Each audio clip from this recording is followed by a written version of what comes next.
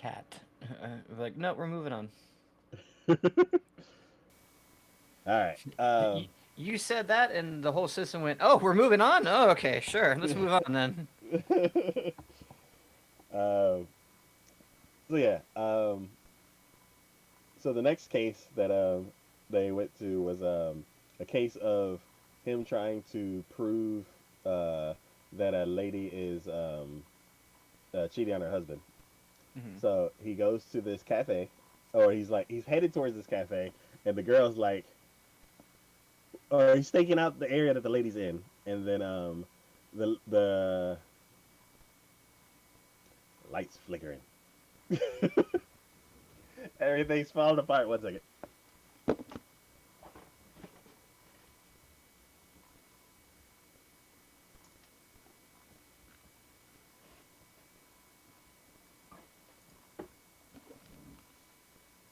All right, so yeah, so the basically he's he follows the lady to this like fancy like trendy cafe where like the drinks are all decorative and all that kind of stuff, and it's just like somewhere that he will should not be because he's too old and too grizzled. Hmm. So he uh he follows the lady, and then she walks into the cafe, and he looks in the cafe. And he's like, "Well, I guess I'll watch her from outside."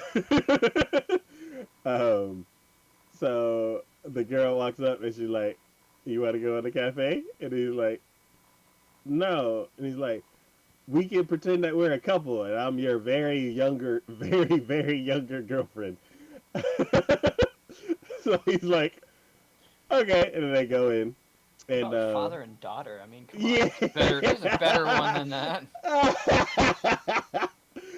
So they yeah, so they go sit in the corner, and he starts like uh watching the situation and everything, and then the they start uh oh, they need to order, and he looks at the menu, and Hmm. everything's in like cursive, and he's like, I can't read the menu, and she's like, um you need to order something, and he's like, I don't know, flappa lapa, and she's like, what is it, what even is that? He's like, I'll order for you, and then she says like 29 words in a row that like are a Starbucks joke, or like venti, no cream, soy latte, spritz, blah, a whole bunch of stuff, and I'm like, this is a Starbucks joke, okay. And then they go sit down with these like two fancy looking drinks, and he's like, I can't eat this because of whatever medical term, and um, and she's like, whatever. So then they start arguing about the way that he's like observing, because he's just staring at the lady and not acting natural. Good lord. She's like, "You're a dead giveaway. You need to act more natural." And she's like, "Talk with me." Blah blah. Blah. And they get louder and louder, and I'm like, "Everybody can hear y'all. You're supposed to be like quietly observing." And then the person that apparently she's cheating with walks in, or some guy that she knows, and um, then he's like, "Ah, cool. Uh, I need to take a picture and then send this to my client." And he pulls out a disposable camera. It's all like, and she's like, "What are you doing? Why do you have a disposable camera? Use your phone." He's like, "I don't have a smartphone." And she's like, "Well, don't use that. Everybody can tell what you're doing." And he's like, and I'm like, "Stop." Oh, I didn't even witness it, and I'm like cringing so hard about that. Dear lord. So she's And he's the detective? Jesus. She's like, stop. She's like, come over here. And he's like, let's take a picture, darling. And like takes a selfie with them in the bottom and then the client, the target in the background. And then they send that to the thing in that case. And, and I'm Dear like, Lord. and I'm like, at the end of this, she's gonna get experience in being a detective, and she's gonna be a fairly decent detective, I'm assuming. And he is gonna get updated to today, so where his business will function better. Yeah. No kidding. um, and then all within one episode, the third case that they worked on was what was it? Oh, this lady, she says that there's some like oh what was it? The girl, she started putting flyers out and everywhere, and then Mm. after she hung them all up, she showed him a picture of the flyer, and he's like ripped it to pieces. He's like, no, don't we're not going with that because I don't want just anybody coming in. Like we're not a random tasks company. We're a detective agency. And she's like, "Oh, I already hung like 500 of them up." so, so this lady comes in and she's like, "There's this beehive at this one house, and I would like for you to get rid of it." And he's like, "Oh, he also doesn't like bugs." And they did this whole like comedy thing about him. Like, I think the cat brought in a big ass cicada, and he was like, took one step away from the cat, and the cat took one step towards him, and then he took another step away, and then the cat just started chasing him around the house. Uh, so then she grabbed the she she grabbed the cicada from the cat, and he's like, "I got the bug," and then he took one step away from her, and then she took a step towards him, and then the whole thing played out again. And I'm like, God, this show is stupid. Dear Lord. so then, so then the lady came in with the B case, and he was Mm. like, I know just the person to take that. So then he calls the girl and was like, "Hey, I got a case for you," and she's like, "Yes." So he's like, "Go to this address," and she goes to the wrong address, and then she's like, "There's this of um, hive of things that I need you to get rid of," and she looks at the building, and on the building it says "Bad Guy Hideout," and I'm like, I don't see a bee. I So don't she see. thinks it's a hive of bad people. Dear Lord. I don't see a beehive here. So then he's like, "All right, so what you're gonna what you're gonna need to do is you're gonna need to smoke them out, and then you'll need to attack you'll need to attack the workers first before you get to the queen." So she like goes up to the top floor of this mafia building, this yakuza building, and like busts in the door and just starts fighting everybody as he's Dear like Lord. giving her instructions. And then he's like, "You may need to use." I think he gave her like some bug spray or something like that. So she's like spraying these guys with like insecticide, and then, Dear Lord. and then knocks everybody out except for this one dude. And then he's like, "I swear I quit. I won't do this anymore." And then he like swears loyalty to her. Oh dear Lord. so, so then she brings him back to the detective agency, and and he's like, "Oh, how did the thing go?" She's like, "Oh, it went great." And he's like, "Who's this guy?" And he's like, "Yes." And he's like, "She," she's like, "I'm turning over a new leaf. I don't want to be in the yakuza anymore." And he's like, "Yakuza?" And then he like thought back to what happened, and he's like, "Did you break into a yakuza hideout?" And Dear then the Lord. episode is over. And I'm like, if Good this Lord. if this was the first episode, what in the world are they going to be doing for the rest of this? Good Lord. So, uh, I love it because it is whack. Unhinged. It's unhinged and wacky as hell. So, um, yeah, I'm gonna be continuing this one.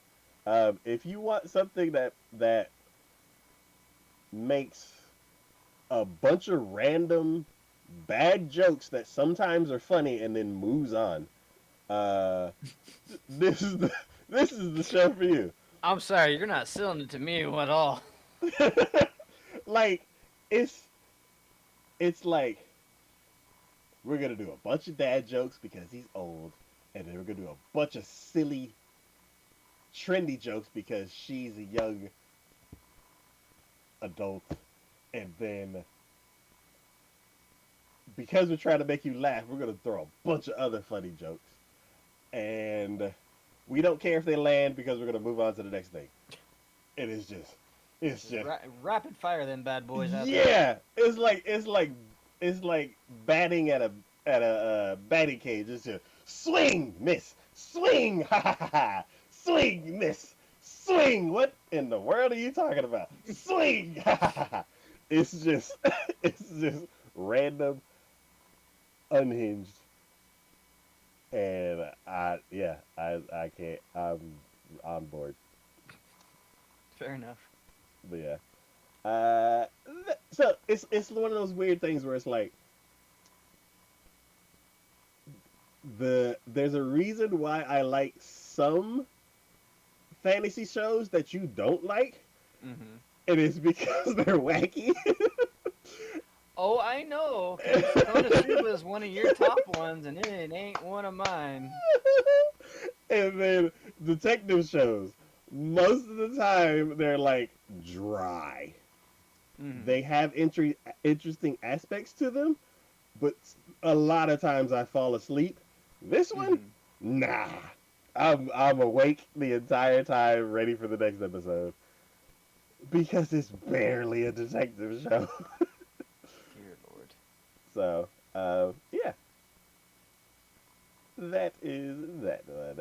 The next show we're talking about is uh, the Mikado sisters. Yes. So this one is. I I have this show is So you not what watched I. this one? Yes, 3 episodes. Okay. Oh, okay. The, this what was it? They all begrudgingly went to the festival or Mm-hmm. getting ready to go to the festival.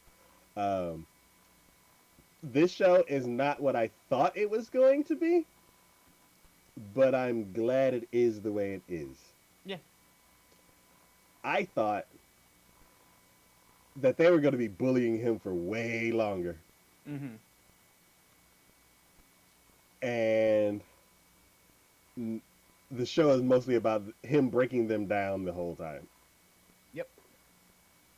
and eventually he'll lay off a bit and quit being so abrasive at moments. Mm-hmm. But yeah, It's interesting. It is very interesting to me. It is definitely a good to me take on a romance slash slice of life kind of situation.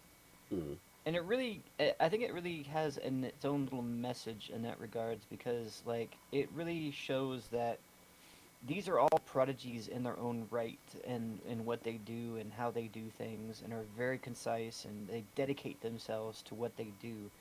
But even though that is the case, and even though people look up to them and admire them and think they're also amazing and wonderful, um, they do still have their own flaws, and they do still have, like, they're very much they're prodigies, but they also are kind of dumb in certain aspects. Like, just because you're incredibly book smart doesn't mean you have a great deal of common sense. yes, And I think this is a good showing of such a thing. yeah, Because, like, they're very much dedicated, but they've so dedicated that they've neglected other things that most people probably take for granted. yeah. Is I would say it's all about balance, Mm-hmm. and most regular people have all their points allocated across the board, like Yep. evenly. Prodigies dumped all, if not most of their points into a specific thing, Yep. and they have very little points left for everything else. Yep. And so Yeah. it's interesting to me seeing him kind of open their eyes and let them be more human in that regards, Hmm. because they've kind of cut themselves off from everything purposefully, because by letting themselves be anything other than what they are, they would fail at what they do. Or at least Yes. that's what they see it as. Yes. And he is trying to show them that what he experienced in his life with his mom was that, her most treasured show that she watched, and that she thought she did the best in, was when where she had a family, and that she was just a family person. And it goes to show that that was ultimately what she wanted, but she had a family and she just didn't, she ignored it. And that was her biggest regret, and that's what he doesn't want them to experience. Hmm. So it's kind of touching and endearing in that way. And I think even though his intentions are pure in that regards, it is leading to more of a romantic interest between all of them. Yes. Because I don't they when you have someone who hasn't had that caringness and compassion in their life, and then someone is that way with them, it definitely creates intense emotions in that regards. Hmm. So it's definitely understandable where it's coming from, and it's definitely, I get it, and it's nice. It's nothing. It's not as relaxed per se as With You in the Rain, but it is, to me, still pretty chill for the most part. They have a few moments where it gets a little dramatic as far as that goes, but for the most part, it's just them learning to be more well balanced a human. Yes. Um, I had something. Oh, the dad. Okay, so Oh yeah, the dad. yes, so He's about as stereotypical as you can probably get when it comes to that. yes, um, so there is basically in these girls' lives now, like before, there was one person who saw them outside of their school life Mm-hmm. and who treated them differently, and that's because he's their father. Yep.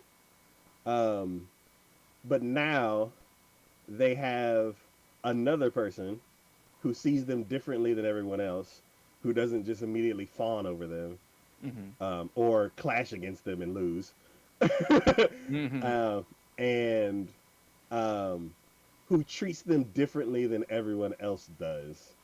So, like you said, it's easy to see why they like him getting under their skin or talk like speaking to them differently than their father or anyone else does um, would kind of get to them. Yeah. Um, and it's one of those things where I'm like, I, I, it's like, I'm not a prodigy in no sense, no sense of the word, Same. but I do feel that my points are allocated heavily on one side or the other, and less so on others.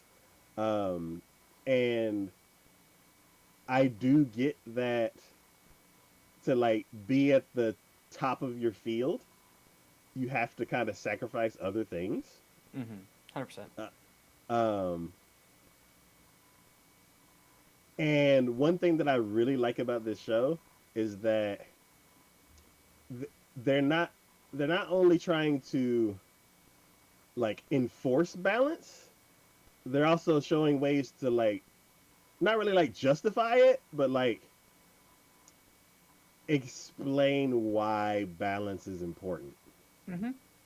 Um, and it's like I feel it's like I feel weird because I feel like I'm already balanced, and my my problem is that I'm not a prodigy, and I and I feel like what this show is like it's having these prodigies, and the show is attempting to balance them while also maintaining their level in the field.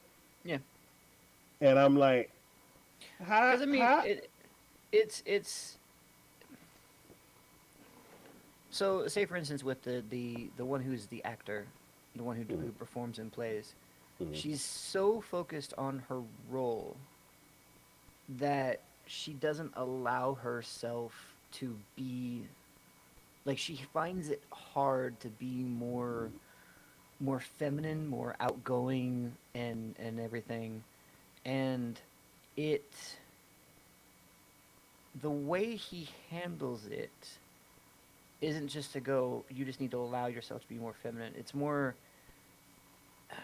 you have those tendencies in you. You just need to allow them to be.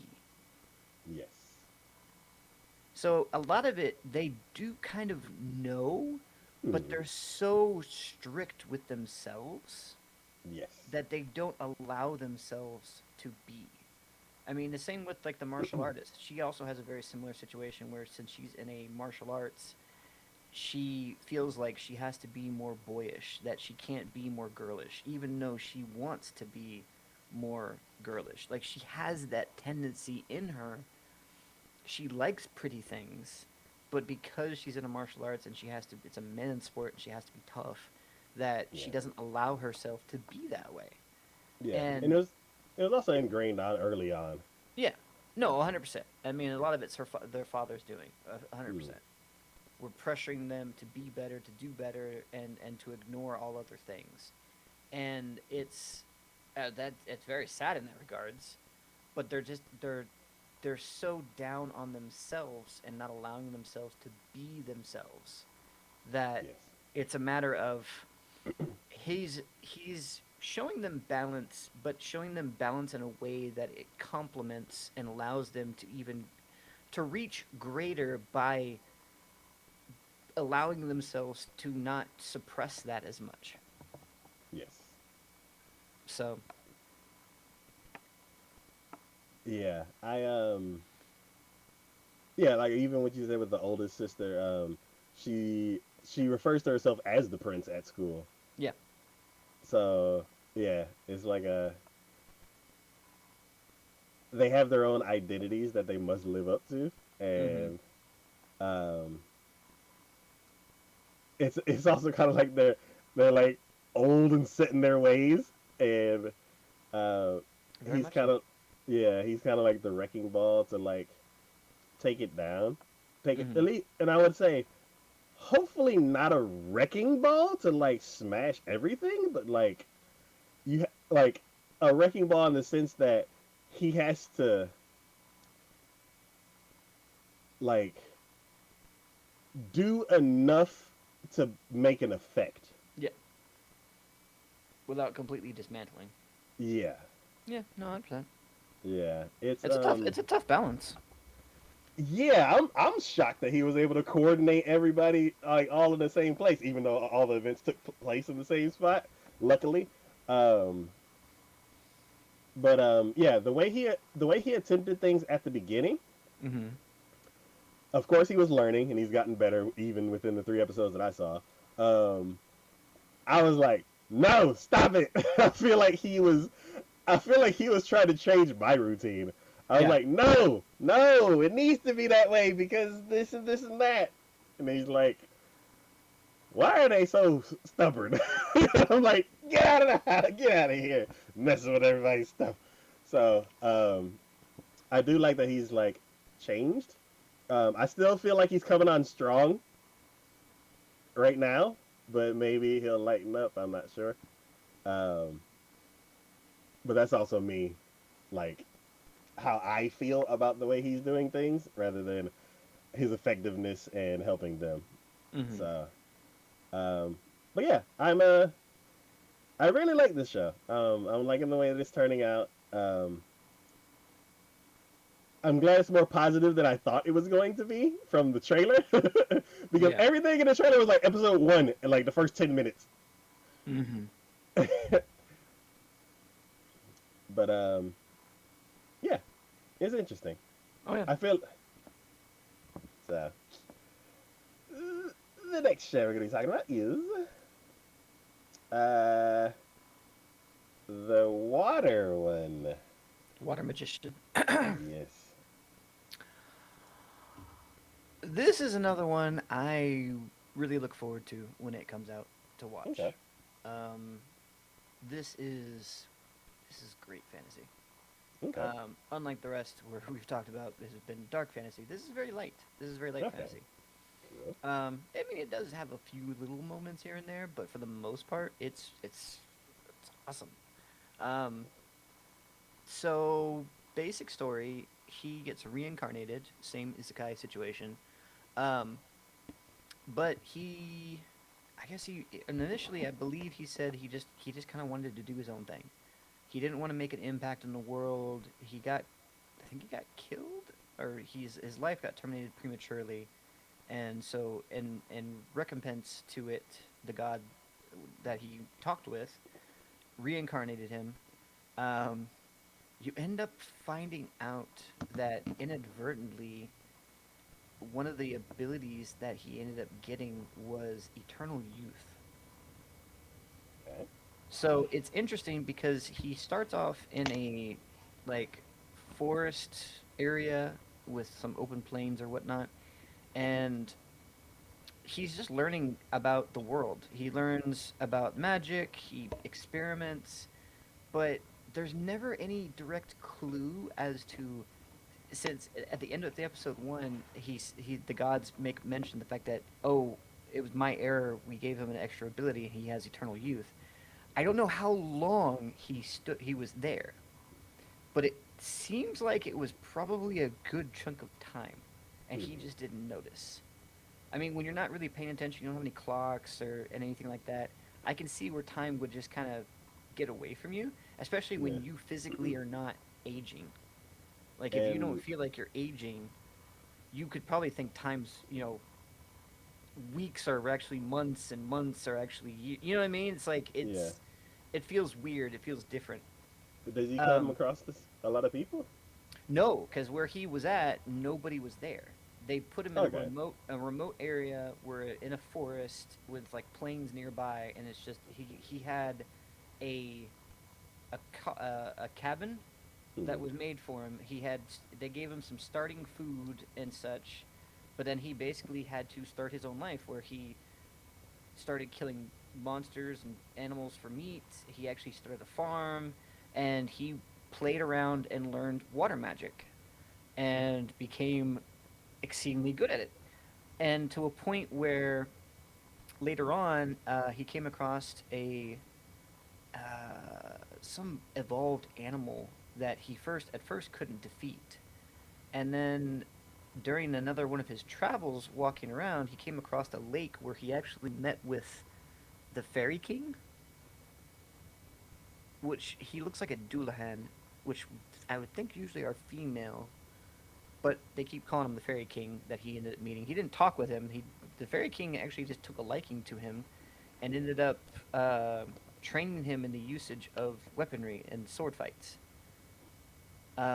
To the point where he actually was able to eventually come back and beat the evolved monster that he had originally been fighting, which then led to a dragon showing up and asking him about using telepathy, asking him about the evolved creature and finding out that he had defeated it, and then seeing the sword that the Fairy King had given him and going, "Oh, you're," and then that's when he found out it was the Fairy King he'd been practicing with, and saw the sword that the Fairy King had given him and went, "Oh, you're favored by the Fairy King. I see because of the armaments that you have. You must be special indeed." Um, and eventually there is a storm that happens, and I guess he was somewhat close to a beach area, and he ends up finding a crashed boat that had been sunk or partly sunk in the storm, Mm. with a sole survivor, which ended up being a like an S tier party member that was on that ship and the only survivor, who needs help getting back to his own town, which he ends up finding out is like over these mountain ranges that he never traversed from before. Mm. Um, so he sets off, but before he does, he duels the Fairy King one last time. Ends up, I think, doing into a draw, or he might have actually won that one. And then, since he told the Fairy King he was leaving, the Fairy King gave him robes that were apparently magically enchanted as well, and sent him on his way. And he starts. It's just, it's adventure. It's just fun, and like then he goes through, and they end up fighting. Like, in order to cross over these mountains, they have to fight a bunch of griffins, which the hero was all like, if it's just the two of us, we can't do this alone. He's like, no, we're fine.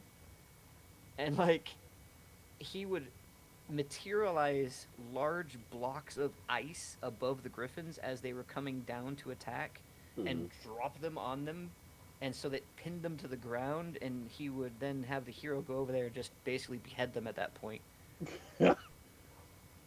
He's like, I don't see what the problem is. What's the problem with you? He's like, later on you realize, with him talking with another mage in his party that he meet up with in town, they eventually get to, that that's not usually how magecraft works. You're not supposed Yeah. to be able to do that. Like, usually materializing walls, you have to do it by touch. So materializing it like 50 feet up in the air and having it be big enough to smash a griffin down to the ground is not supposed to happen. That makes sense why a lot of magic that does walls and stuff like that, they touch the Yeah, ground and it comes up. Yeah. it's supposed to be by touch. And they're like, you're not supposed to be able to materialize water, like, blocks in the air and smash them onto a charging griffin. That, no, what are you doing? But he just thinks, Interesting. like, eventually at one point, like, he ends up, God, and the fights in it are amazing, because eventually at one point he ends up fighting against a demon, and their fight was during an eclipse, and it was on par with like some of the Dan to Dan fights. With the look of it, I was just like, God damn, that looks cool. Um, but yeah, no, like, he saves the other hero again at one point from another fight, and the hero's like, "You saved me," and he's like, "Oh, that's, don't worry about it, it's fine." And he goes, what can I do? I can repay you." And he's like, "Treat me to dinner for a week. That's fine." He's like, Mm. "What? Do you understand what you did?" He's like, "It's fine. It's fine. I took care of the problem. It's not a big deal." So I mean, it's fun. It's a lot of fun fantasy, and especially with everything else in this season, I think I just really enjoy it. So Okay. Cool, cool, cool. Uh, this was the one where the trailer was like just water on a hand, yeah, and I was like, I'm good. but you see But the look of, I think we talked about it before when we were talking about upcoming. You see hmm. how well animated like the water effects are, though, right? Oh yeah, yeah. Now that you've I think we had talked about it then, and then now that you'd like brought up a couple of the fight scenes, and you're saying that the fight scenes are like on par with Mandarin, I'm like, I might want to check this out. Yeah, I mean, again, it's just all sorts of just fun. So Cool, not as cool, same cool. ridiculousness as Stand In is, but you know, Oh yeah. Um, yeah. I'm curious. It's like it seems like that trailer that I saw was trying to showcase the animation of the water, yeah. but it fell flat to me. So I'm like, I want to see something else. I want to give it another try. Um, See if it's a show that I might be interested in. But yeah. Let's just say I was there. I think at one point, because it didn't air in Japan, they actually are behind an episode. Mhm. and with the week that that happened and it didn't appear on Crunchyroll, I was very disappointed. I was like, Okay. wait, it's supposed to be on today. What the hell? Cool, cool, cool. But yeah. The next show we'll be talking about is Silent Witch. God, this one. Have So you watched this one? I watched 3 episodes. Um, It's one. so It's beautiful. uh I say that again. what's happening? One. It's Am I beautiful. here? Yeah, sure. Here, I can hear you. Okay. Okay, it froze for a second. I was like, no, not again. Um, yes, it is absolutely gorgeous. Mm-hmm. Um, I so there are certain aspects of fantasy that I am always impressed with, and one thing that this show does in spades is the scale of the magic. Oh yeah. I mentioned this before, but from I think I was talking about it when I was talking about the trailer. The size of the magic being done here is absolutely impressive. Oh, 100%. They when they were talking about the dragon attack and that one thing and the silent witch saved everyone, it was just hearsay because they didn't show everything that happened. Like they showed one of the there's two types of dragons, right? There's a black dragon and then there was like terror dragons or something. Yeah. Uh so they show one of the terror dragons getting attacked and a couple of them, and I'm like, oh, okay, that's cool.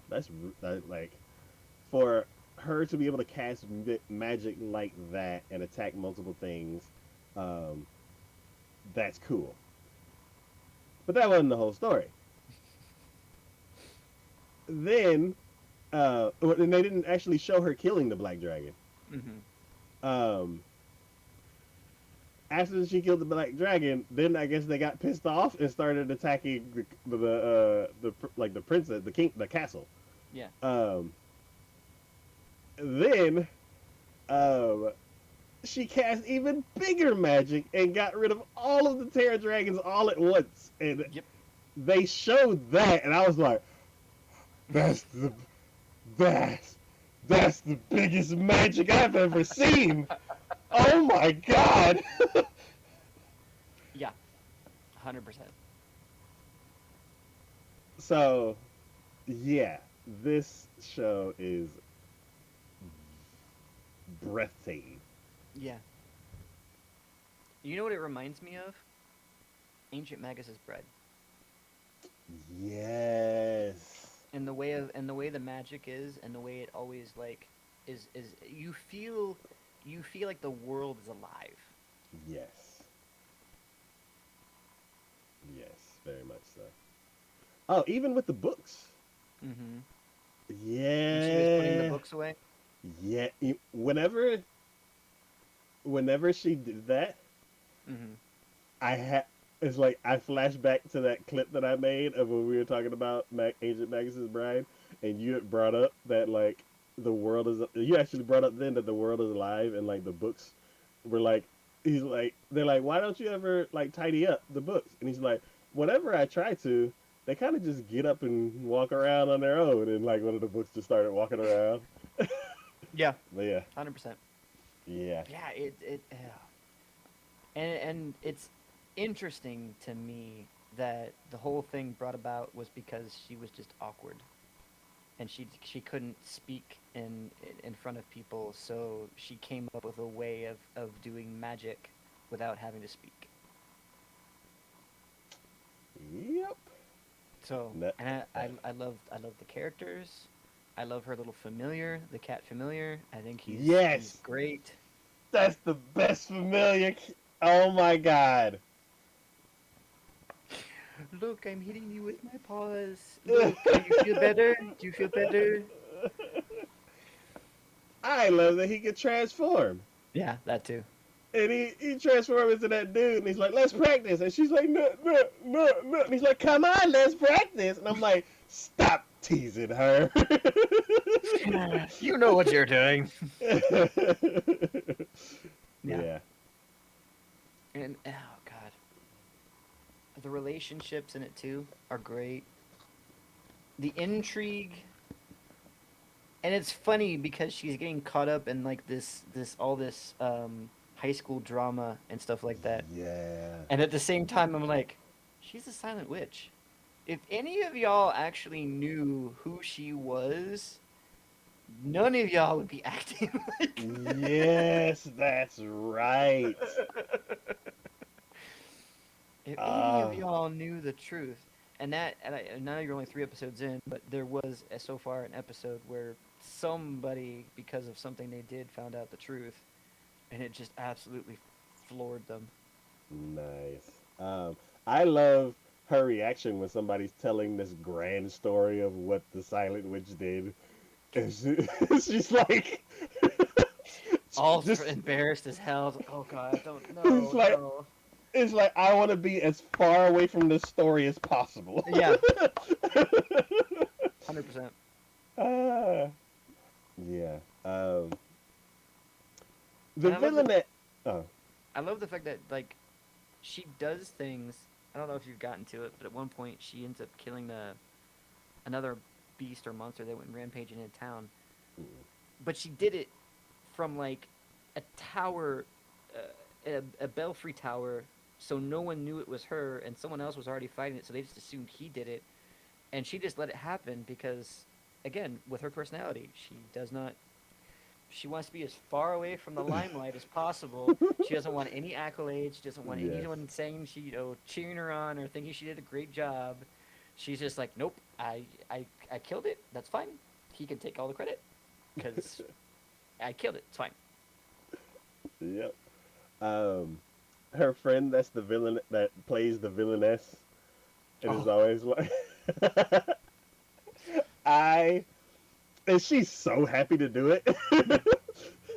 um, yeah, it's like I haven't heard that like villainess laugh in a long time. I did, unfortunately, but I'm willing to accept her villainous laugh because I know where it's coming from and I know she's putting on a face Mhm. purposefully. So I'm like, Mhm. okay, fair enough, fair enough. Yeah. Um, yeah, I'm like this is just oh, the prince. Man, what a smooth talker. He is like 100%. like I don't, I don't want to, I don't spoil it for you, but I also, just as an FYI, he during that battle, that first battle with the dragon that was in that city and everything, mm, and you saw in mm, the first episode, mm. the prince was there, I and kind of want he saw that, and he kind of has a thing for the silent witch, oh, which makes all their interactions all the more funnier. interesting. Like Interesting. he has an admiration for her magic. He was so like the way you were talking about seeing her magic. It was the almost the exact same reaction the prince had to her magic. Wow. He admires her so much That's interesting. and has So deep feelings for her. so the reason why I call him a smooth talker was for two reasons. One, the guy that was like embezzling money and whatever else he was up to that got caught, um, like started throwing insults and everything, and then everybody else got all upset and started yelling and stuff like that. And he's like, calm down," and then like he bestowed the guy's punishment and then also made his own little jab really slyly. And Hmm. I was like, okay, okay. And then the part where he came across the silent witch in the garden, and like his attendant like was like, what are you trying to assassinate him? And he's like, he's like, calm down. Um, and then he was like,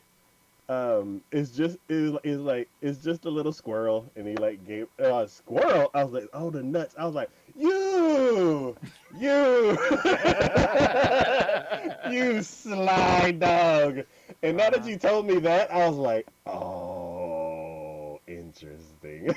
mm-hmm. But So he doesn't know who she is. okay, He doesn't know. As okay, of yet that I've watched, he doesn't know.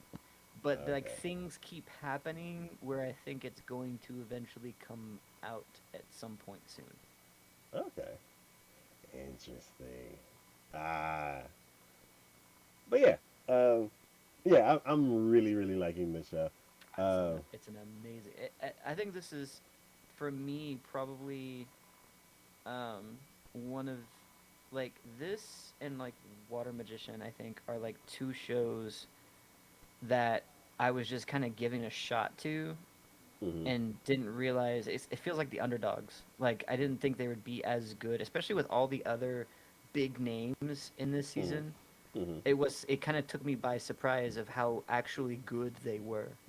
Yeah, yeah. This is like the surprise of like Mushoku Tensei, Hmm. where it's like, you're like, oh, okay, another reincarnated fantasy anime, and then you're just like, this is amazing. 100%, 100%. Yeah, yeah. And this is actually like true fantasy. This is Yeah. not like reincarnated one. So, Yep. um, yeah, man, I am absolutely loving it. Um, I can't wait. I can't But wait to get for you to get at least where I've gotten to. yes, because Kiki was also excited. I want to try to get Kiki on the final episodes, so we can talk about a couple of the shows. Hmm. Probably this one in Turkey, but but yeah, we shall see. All right, the next show we're gonna be talking about is My Dress Up Donnie. Yep. Ah, this this show, I swear. This show. Okay, you know for all the time we have talked about animes that romance animes are not normally my thing. I usually don't go for them. I'm usually shy away from the romance, the relationships, that stuff. I could probably count on one hand, maybe two, how many in my entire life I have watched as far as romance animes go. Pure romance animes. This show just is something else. It Yeah, really like I'm having okay, so I'm having a hard time thinking who has the better growing relationships between My Dress Up Darling and Dan to Dan. yeah. Because I I think both of them are solid in so many ways. it's crazy because of the difference in the two shows. Yeah, 100%. 100%. Yeah. But, like, their growing relationship is just outstanding. Like, I think because they're letting it breathe and they're allowing it to take its time and they're not making it like the focal point. It's just a byproduct of what they're doing, is why it feels so natural. Yes. And I think that's what's the most important part of that at all. Of that all. Yeah. And it's one of those things where it's like both of these romances are very like are slow burning, which has become like a trope to where a lesser show would Fumble it. well it would like stretch it Mm-hmm. because there's like in that relationship that they would have to stretch there's not much to it other than it hasn't happened yet, Yeah. and the show built around it is not enough to carry it or not enough to complement it. Yeah. Whereas these two shows, Da doesn't need to have a romance in it. It already has a lot going for it. True. But there's one in there anyway, and it's a great one. This show, if you were to tell somebody what this show is about, Mm-hmm. there's not really much to it. Yeah. But the characters and the things that happen in the show are so great that like yes, the romance is more of a focal point in this show than it is in Dan, but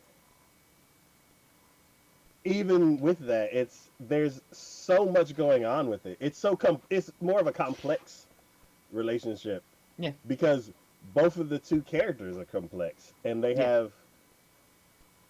they're both well fleshed out characters that have their own lives going on that these two lives happen to intertwine makes it the romance even that much more great because the things that each character likes about the other, we also like about them because because we've watched it develop.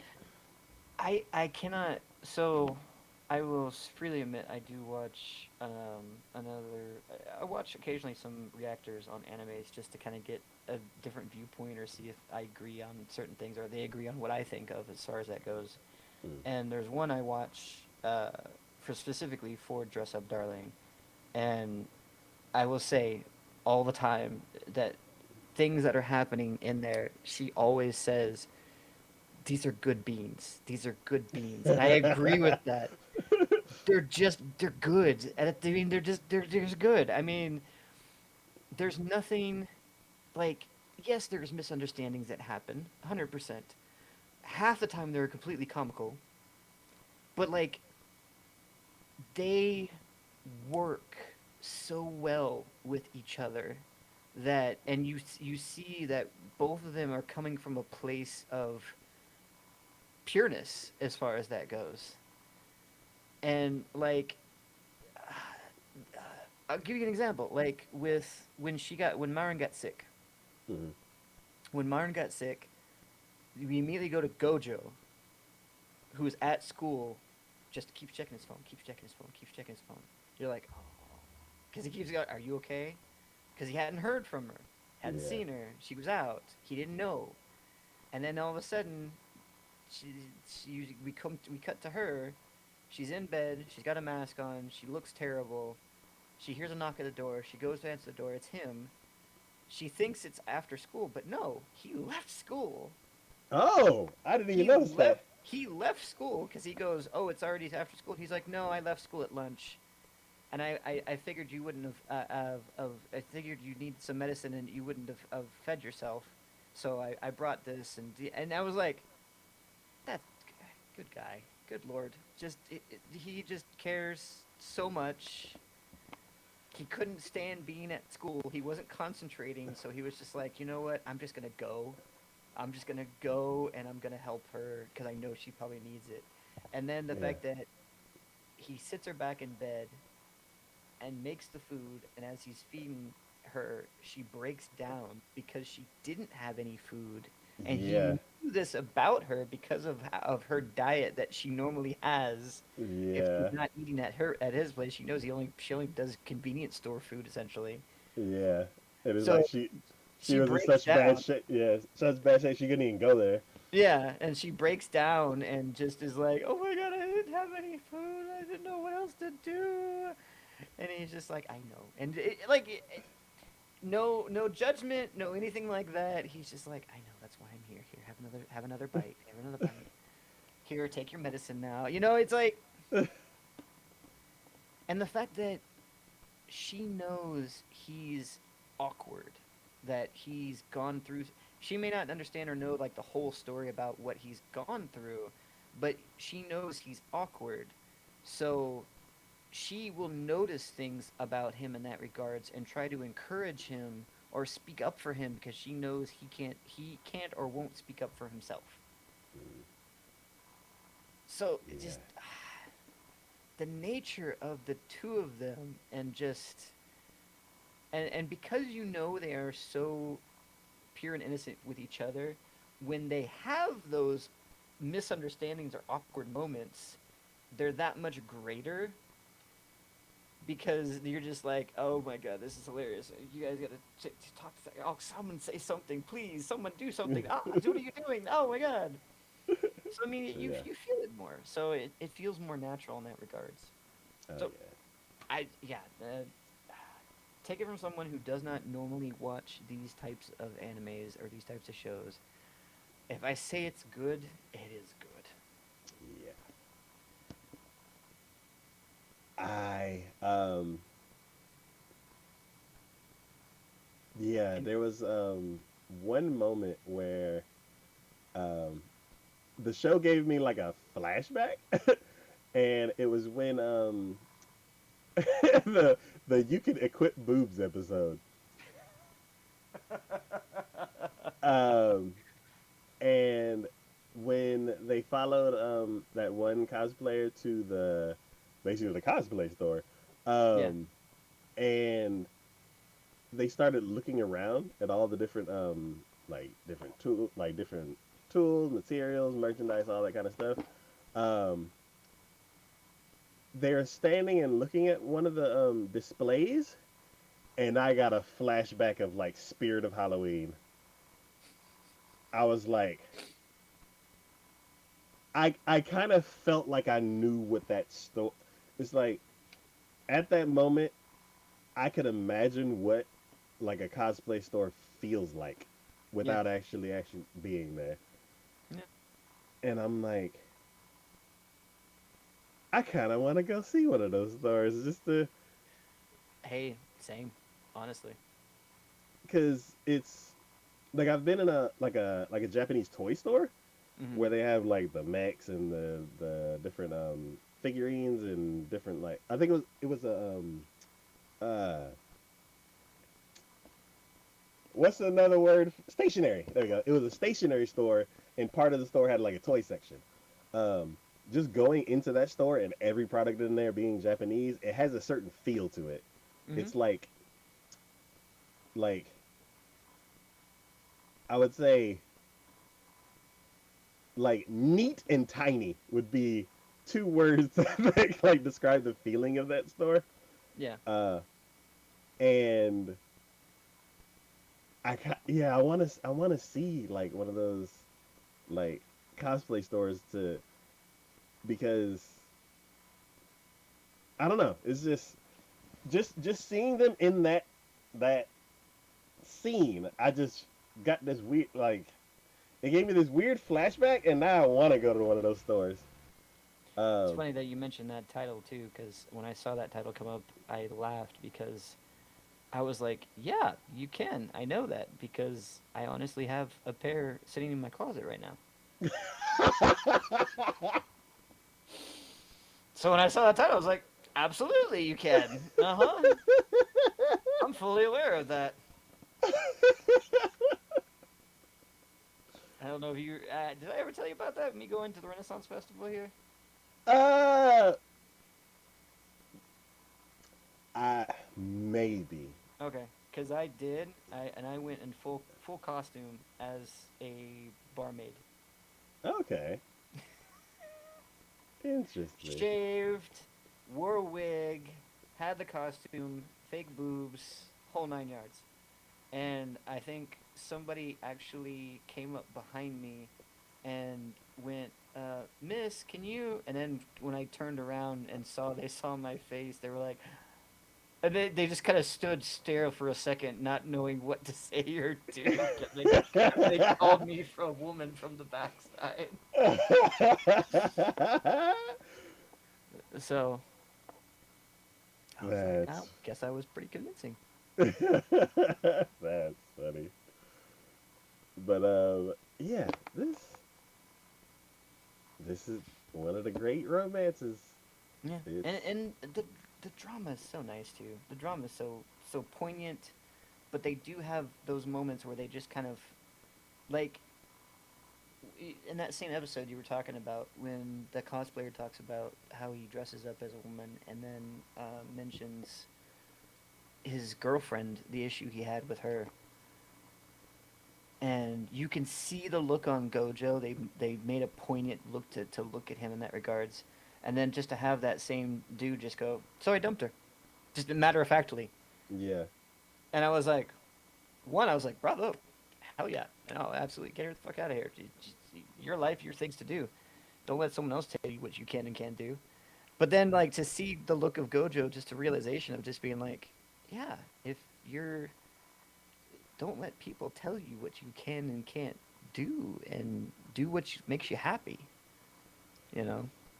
Yeah, I like that aspect about the show that it's kind of like giving Gojo confidence Mm-hmm. because even in the karaoke room when they were asking about the makeup and they're like, "How come you're so good with makeup?" and he is always hesitant to talk about the dolls that he works on. But then this was when Marin jumps in, and I loved her for it Yes. because she gushed over him in that regards. Oh yeah.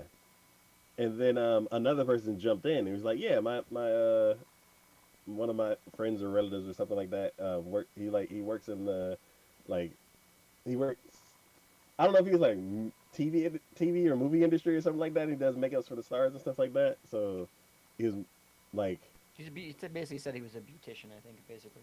yeah. So and then after that, then Gojo kind of reflected on the thing that always pops into his head whenever that situation comes up, and he was like, I think it was only one person who said that that's gross, Mm-hmm. and he's starting to like realize the thing that's holding him back shouldn't be that strong on him. Yeah. So Well, and then I think he's realizing the thing that's holding him back is really just him. yes. So, but it's been so ingrained into him for so long. Hmm. It's gonna take him a while, and I like the fact that it's not just an immediate he's over it kind of situation. It's Yeah. that he's slowly kind of building that sort of what he's and I'm like, excellent. That's what you should do. It's not Hmm. going to be a one and done quick fix. It's going to be over time. You're going to get there. Yes. So Yeah. Um, yeah. There was one thing that we had talked about that we were worried about coming up, and that's the whole thing with her father.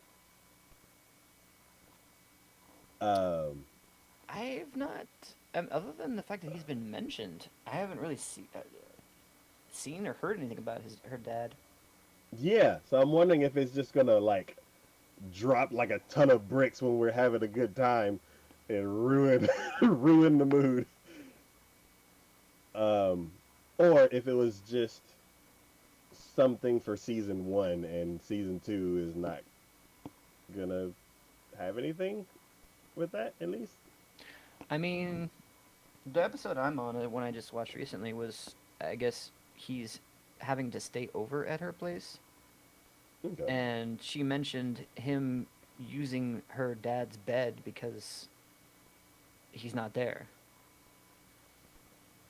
Okay. So we may go into that a little bit more. I don't know. Okay. Cool, cool, cool. But yeah, we shall see. Alright. The next show we're gonna be talking about is uh Shield Hero season 4. I mean, it's Field Hero. I don't. I honestly don't know what else to say about it. I mean, it's still an amazing show. I still think from season one, I think season one and season two. If I had to rank them so far, season one would be at the top. Mhm. Um, I guess season two would be number two, and then I guess maybe season four. Season two and season four, I would almost interchange as far as how good they are. But I Mhm. mean, we haven't gone all the way through season four, so I don't know if I can necessarily say that.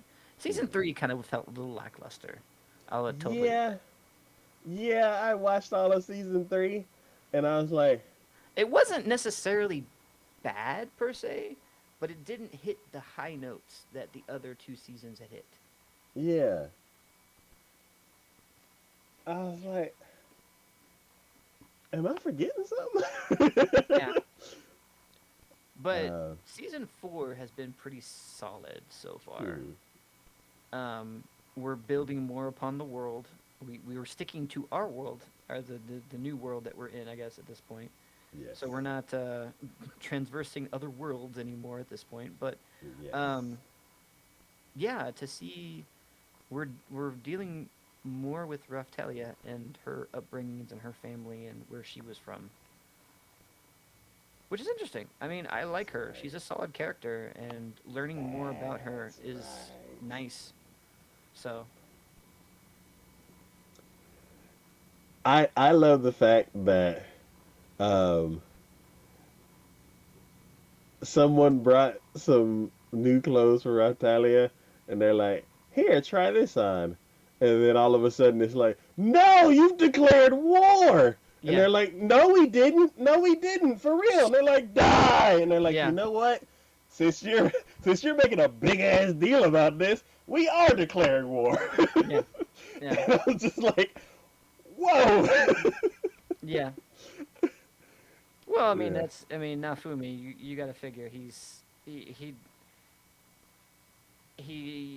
showed it in season 1, showed it in season 2, it kind of showed in season 3. He doesn't give a flying fuck. He's just Yeah. like, he'll try to be peaceful about things, but if peace doesn't work, he is okay with going to violence in that regards. Yeah. Yeah. He's like, I tried to reason with you. I'm not going to. You got one chance and you blew Yep. it. So now we're going to war. So yeah, no, I get it. Yeah. Yeah. And the only other thing too is visiting the animal kingdom. I guess was interesting too, and we learned more Mhm. about the were tigers, which I thought was cool. I thought Mhm. they're two solid characters as well. Oh yeah. And actually getting to the um, kingdom of the animals, I think was cool because since they mentioned it back in season 1, I think I said this in our pre-thoughts. I was always of the idea of, just like with Attack on Titan, where they were trying to get to the damn basement. I'm sitting here going, "You mentioned it in season 1 that you wanted to go to this kingdom because they worship the shield hero. Why are we still not at this kingdom? Why are we still at these other kingdoms? Do you not think we could get help by going to this other animal kingdom that apparently worships you as like a god?" And then you get there, and they're like, "Why They are you worship not helping me?"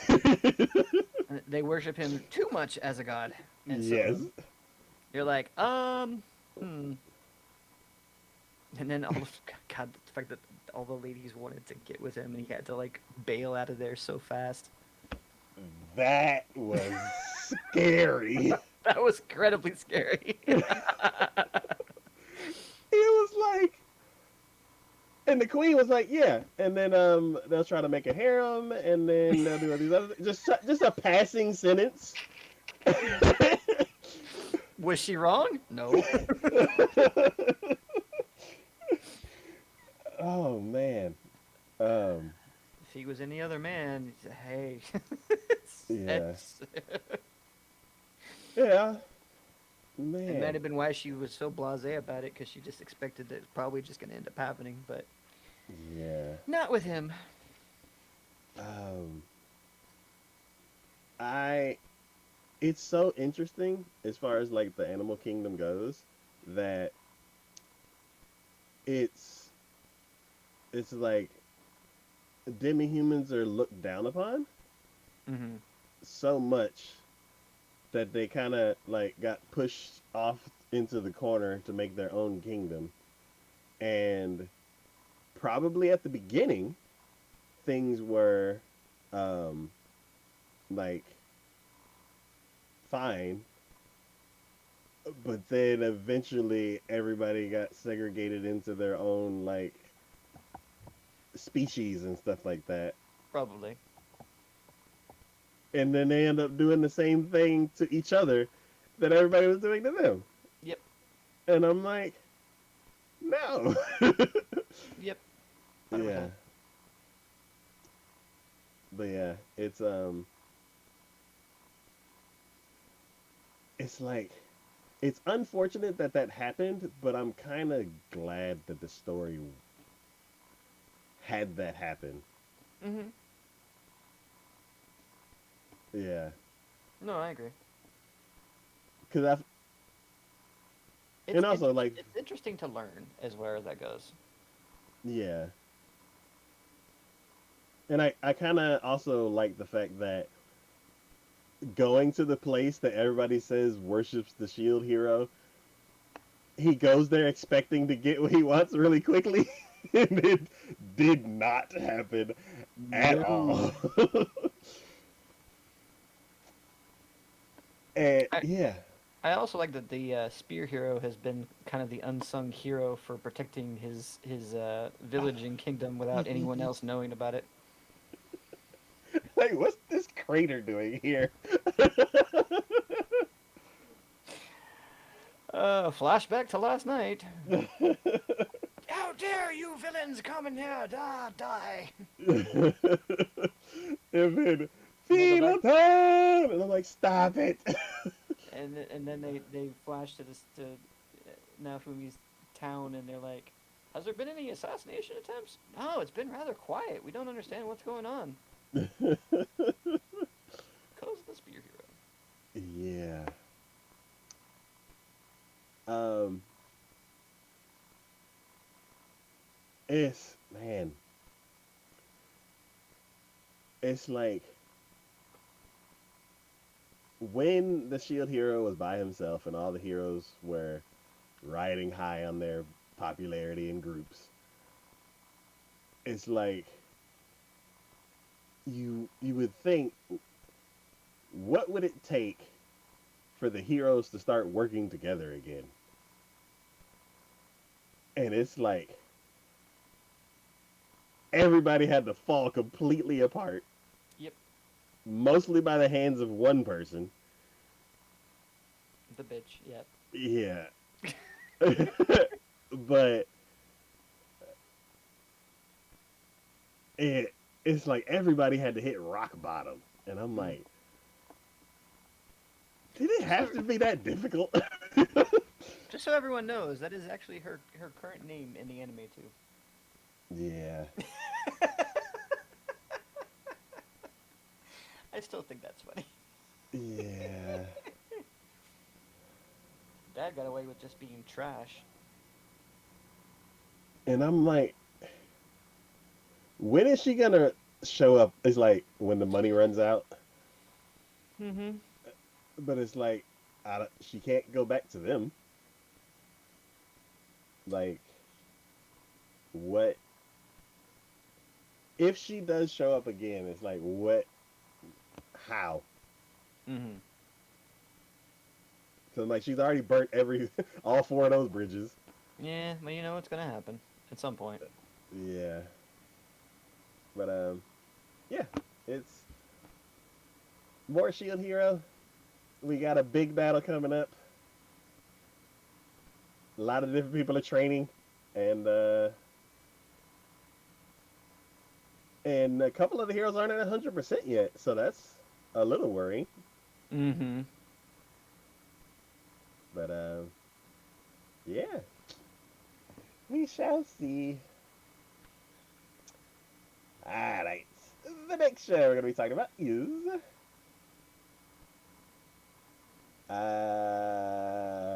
Seventh Son, I think. See if I can get the actual pronunciation here. Yeah, Prince. Still loading. God damn it. Load faster! Load faster! I was reincarnated as the seventh prince, so I can take my time perfecting my magical abilities. Season 2. This is just fun. This is another one in the same vein as the water magician. It's just fun. Okay. The main character, which is funny too. I think I mentioned this before in the. I think I learned it when we were doing the upcoming. The main character Lloyd in the manga was supposed to be a female, Yes, that's but right. the publisher, yeah, the publisher didn't want it to be that way. They wanted it to be a male, so they had them rewrite it or redraw it so that way it would be. But they for to as their protest for that, they basically still gave him like feminine features or like made him kind of dress feminine and like his posture and what he does sometimes is very feminine in that regards. Hmm. Sometimes the looks that they give him, so I thought that was funny. Okay. Um, but he's it's just a fun anime. Um, he the beginning of it because he just wants to learn all magic. He just wants to learn all magic. So the beginning of it, he finds out someone mentions to him about holy magic, and he's like, "Well, how do I learn that?" They're like, "Well, you got to go to church." He's like, "Oh, they kicked me out last time because I was too I was breaking too many things. Well, maybe if I go in with all these people, maybe they'll let me in." And they did, but the very first day, I think the first or second day he was there, he there was a recital going on, and I guess apparently an angel was watching it, and he caught wind of the angel watching it, and therefore followed its like feeling all the way up into heaven where it was at, and actually showed up in heaven. Um, and basically, from there, the angel got pissed off that he was there and tried to throw him back. And when that didn't work, he did two of them went at it, and Lloyd thoroughly beat him. So now the angel became his subservient, essentially, and taught him holy magic just because he that was what he wanted. So after like the first day of him attending church to learn holy magic, he learned it. So then quit church. He's like, nope, I learned what I wanted. I'm good now. I'm done. Um, He said go to church to learn holy magic, not go to heaven.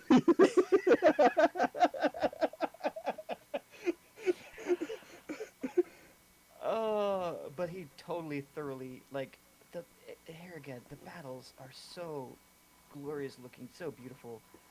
Um, and yeah, he just thoroughly wiped the floor with that angel.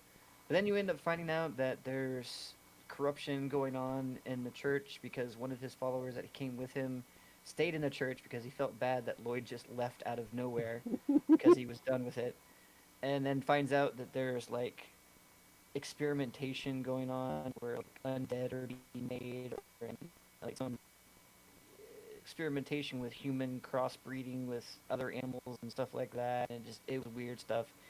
Um, Sounds like Full Metal yeah, Alchemist. and kind of in a sense because there was a laboratory underneath the church that they found out with from a trap door that was in the garden. Um, yeah, no, it's seen. So the whole town's erupting in chaos right now because the person mastermind behind this let loose all of his creations, and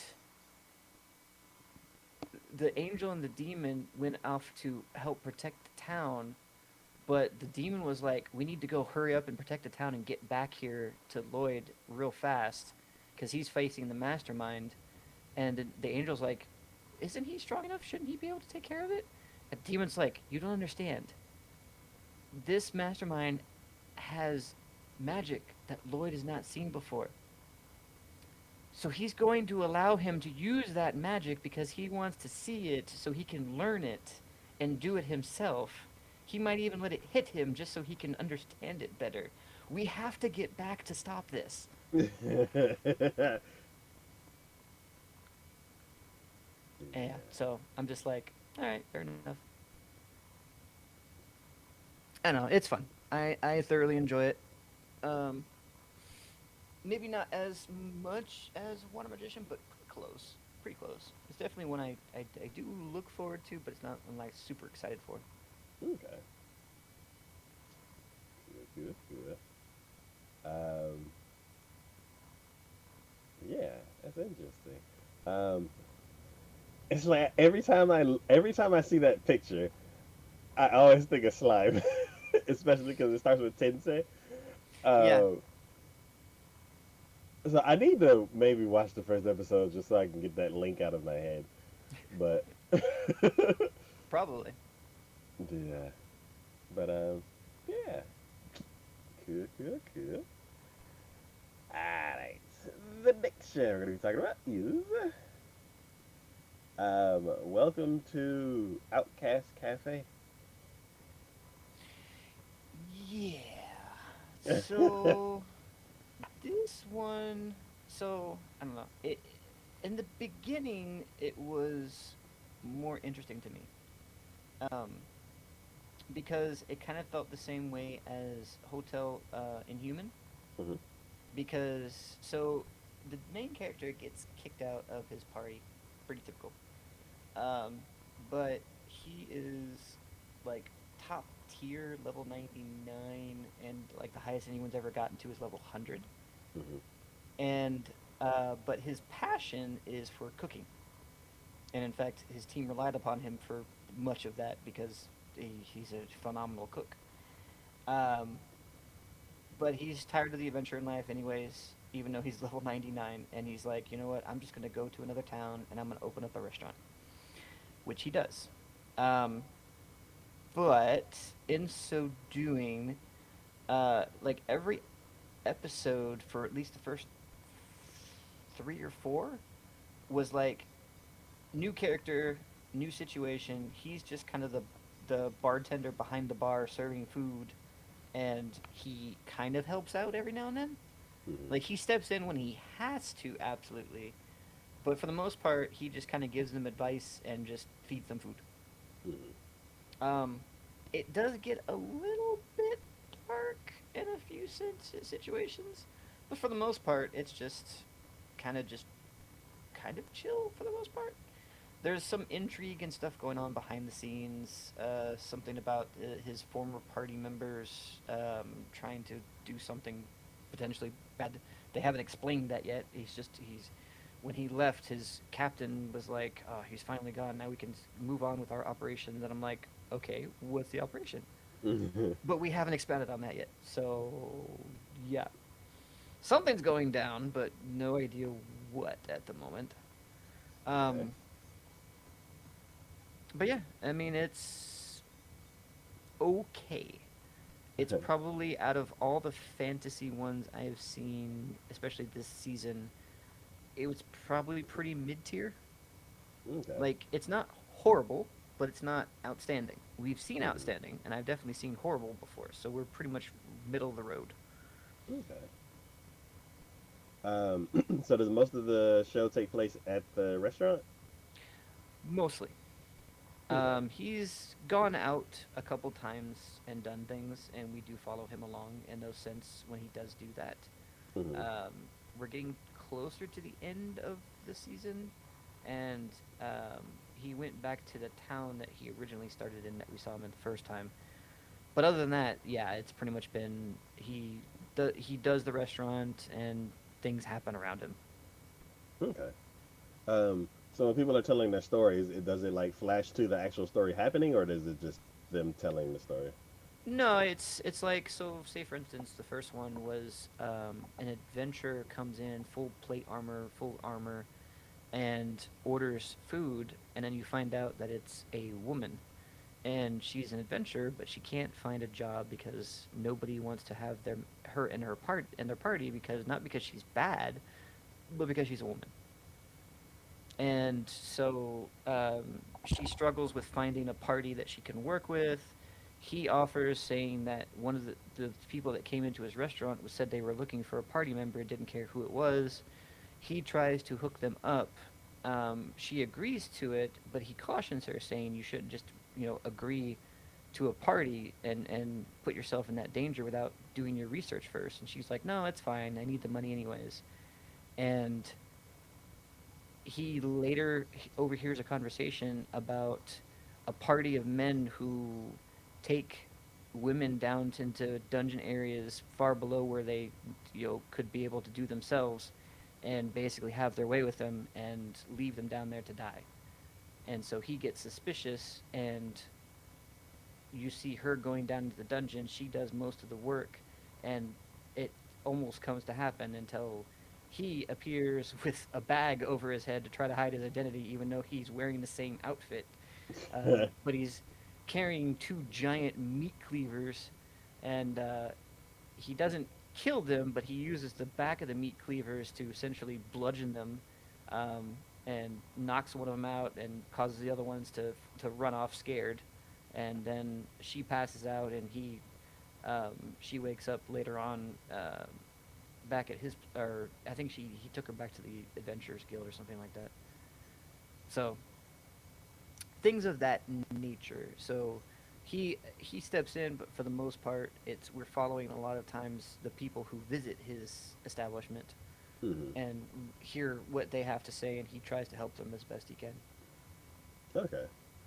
So for that story, I'd assume that when they're in the dungeon and he saves her, we're actually in the dungeon Yeah, and showing it. yeah. But for the parts before that, where he overhears, I'm assuming he overhears at the bar. But like, I guess how much of the stories are like you actually in the places that they're talking about? It's about it's about the equal. Okay, so okay, they bounce back and forth. Okay, cool, interesting. Yeah. So I said it's not bad. It's just not the most outstanding fantasy anime you could watch. Okay, cool, cool, cool. How is the food? The food looks amazing. Okay, interesting. They Um, don't. They don't. They kind. It's not Food Wars level for sure. It's also not campfire cooking levels for sure. But they do showcase it at least a little bit. okay, interesting. One thing that I've noticed this season with food is that a lot of shows they're either stylizing the food to look almost real, Hmm. or they're literally putting photos of food. And This one's more stylized, I would say. yeah, because there's an anime food look, and that's like the Food Wars look, Hmm. and then there's like hyper realistic anime looking food to where it looks like how it actually does in real life, and I'm like, ill. So it probably comes closer. It's kind of almost like a mix between Food Wars and that realistic. Okay. It definitely kind of toes the line. Yeah, I don't know what it is about this season's food, but like I guess there's some new trend with like they're like we're gonna change the way that anime food looks, and I'm like, stop it! It looks gross. Um, I but yeah, mean, to me, it doesn't look. It looks pretty good, honestly. If I were to rate it as far as that goes. well, like for the picture that I have on the show, I'm looking at Uh, that and I'm like, that looks like anime food. And then I can't remember what show it was. I th- I think Dandadan does it a little bit, this new style. But mm-hmm. I look at the table of food and I'm like, that looks like real food. Ew.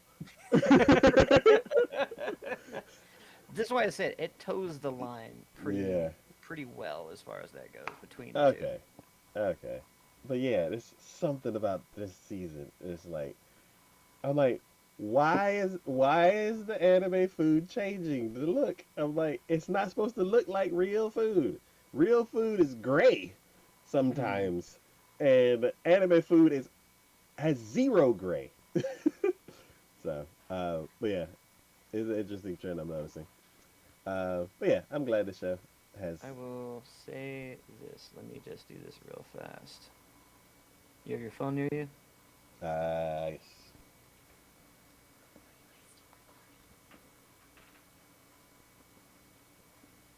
Probably the easiest way I can do this. mhm, There you go. okay.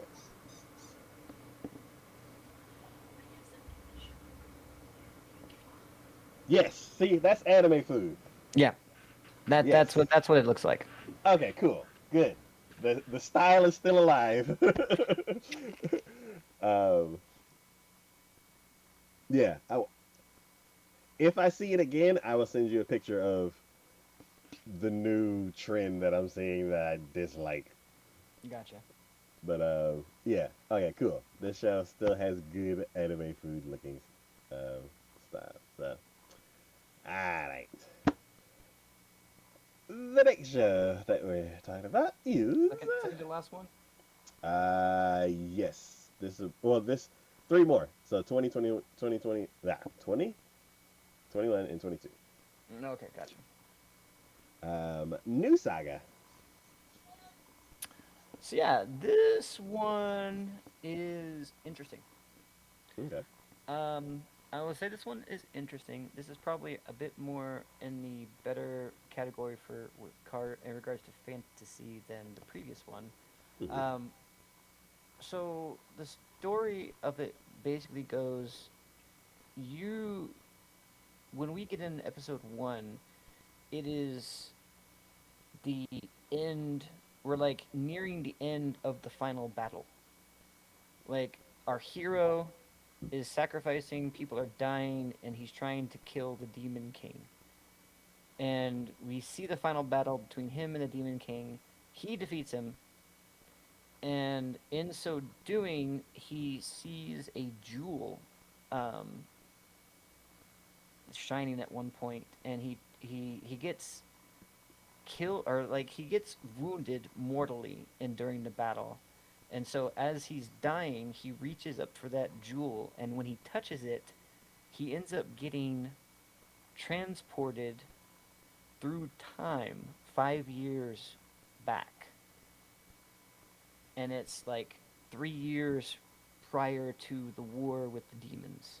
Okay. But he gets transported, like his consciousness goes back in time to where he was. And so now it's his life, but back before all the mayhem and the trouble that the demons started causing and the war Hmm. broke out.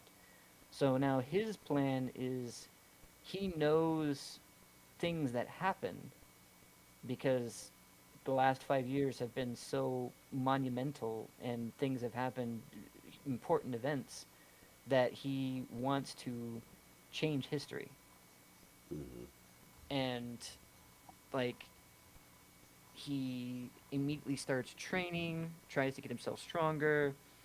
A magical sword that he quested before in order to get, he ends up going directly for with another of his compatriots that he would have ended up going with previously, and instead of going through the dungeon, he ends up basically having them dig a hole through the side of this mountain and break into the dungeon from a different angle that allowed them to immediately go into the treasure room without having to go through all the dungeon because he knew where it was at. He knew where the treasure was and the sword that he wanted to go get was. So he just was like, I'm not going through all that. We're just gonna go straight to it. And then like later on, he wants to make a name for himself because he's like, I know things that are going to happen, but I'm a nobody. Nobody knows my name yet. And so no one's going to believe me when I tell them that the demons are coming. They're just going to think that I'm crazy. So I need more renown to make my name known. So he remembers that at one point the princess ends up getting killed on her. She was doing a tour of the kingdom and had gone from one town to another, and during her travels um, she got attacked by like this hydra, and they thought it was a tragic accident. So he's like, I know when and where it's going to happen. So we're just going to be there. I have this sword. I've been training, and we're going to save the princess so that way my name becomes more well known. So him and this party he ends up forming go there, and they end up finding out that it wasn't an accident. The princess had been like drugged, and they put like monster lures around her carriage out in the middle of the woods to try to lure monsters in, and that's when the hydra ended up attacking. But it was her brother that was the one who was caused it, and when they save her, she finds this out, and yeah, it's intrigue, political stuff, and like it's interesting because he keeps coming across scenarios where he has previous knowledge and he tries to change the outcome to be more favorable to him and him trying to stop the demons from, you know, doing as much massacre. He knows they're still coming. He's not trying to prevent that completely. He's wanting the human race to be better prepared for that to come. Mm-hmm. So that way when they do go to the fight, it doesn't become as chaotic as it did. Mm-hmm. So I love the aspect of the show that he knows like the PR story, Yeah. but then when he actually experiences the event, there's way more to the story. Yep. I love that aspect of it. One thing that I'm curious about is because he's rewriting history, how much of that is going to change the future? Yeah. Because That's already been speculated because the sword that he picks up, the magical sword, actually has a spirit embodied with it. So when he did, it was able to kind of read some of his mind and kind of realize who he was and what had happened. So it's kind of mhm, his co-conspirator as far as that goes, as far to know like, oh, you're from the future, technically speaking, and this is what's kind of going to happen. And one of their conversations kind of it alluded to the idea of, yes, we're changing these things, and it is for the better, but what will happen later on? yeah, because I can't remember what show it was or if we talked about it on the podcast, but there was something that I watched where let's say it was like ogres or something like that, where basically the ogres won and one of the last people who died like went back in time and then changed a whole bunch of different things to where they would be better equipped next time for that specific fight. But because of everything that they changed, the ogres were even stronger and it was a horrible situation later on. Mm-hmm. So I'm curious if this is going to be the same situation where like because he um like shortcutted the dungeon, I'm like what's going to happen to all the things that were supposed to have been killed inside of the dungeon? Mm-hmm. Um and then because the princess didn't die, and it was the brother's doing, the brother didn't do that all by himself.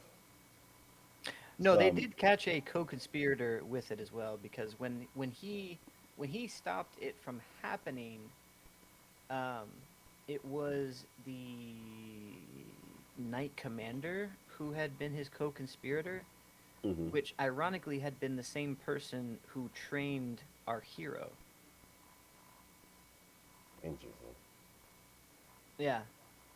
So he put the prince in power because the king's already in his is potentially is going to be dying essentially. Hmm. But then you end up, oh no, sorry, it went even further than that. It had actually been the king who had had the knight commander do. The king had been the main body of the conspiracy to kill the princess because he wanted the prince to be in charge because the prince is a tool and he could manipulate the prince however he wished. The princess was trying to actually make reforms and change some things that the king didn't want to get have happen. So the Okay. king was using the knight commander and was kind of dealing with the prince so that way he could kind of keep control as it were. Okay. So eventually it ended up the our hero found this out because he ended up dueling the knight commander and killing him. and then during his last breaths found out that the king was the one who was really the mastermind behind all of it. And so after he got officially thanked by the king for saving the princess and for finding out about the prince's betrayal and such, during the night he snuck into the king's room while he was on his balcony, um, ruminating about what had happened and being furious about the fact that the princess had been saved. Actually, our hero showed up and actually threw him off the balcony of his room, and the fall killed the king. And then the official story ended up being that the king had gotten drunk and fell off his balcony. Okay. And the prince is still alive. The prince is alive, but because it had officially come out that the prince had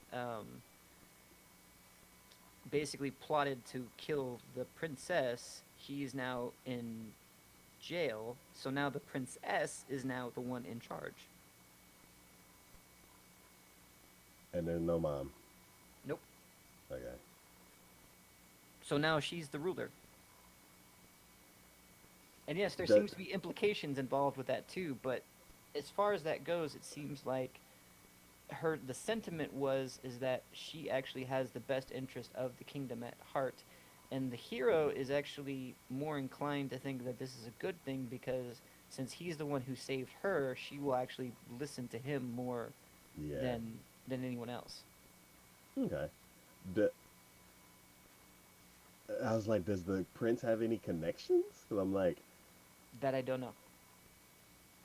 because then Because I'm like, as soon as all this happened, it became the princess met with the hero and told him that she had had a prearranged marriage, but she was calling it off and wanted him and his party to go to this kingdom to be her messenger.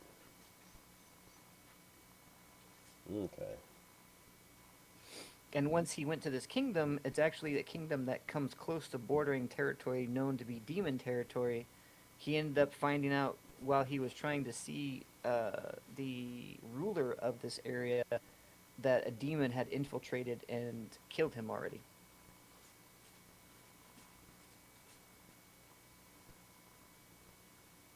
Yeah, oh, there's a lot going on, man. It's yeah, There's so much going on that I couldn't even like make up a way to twist it because the prince is alive now.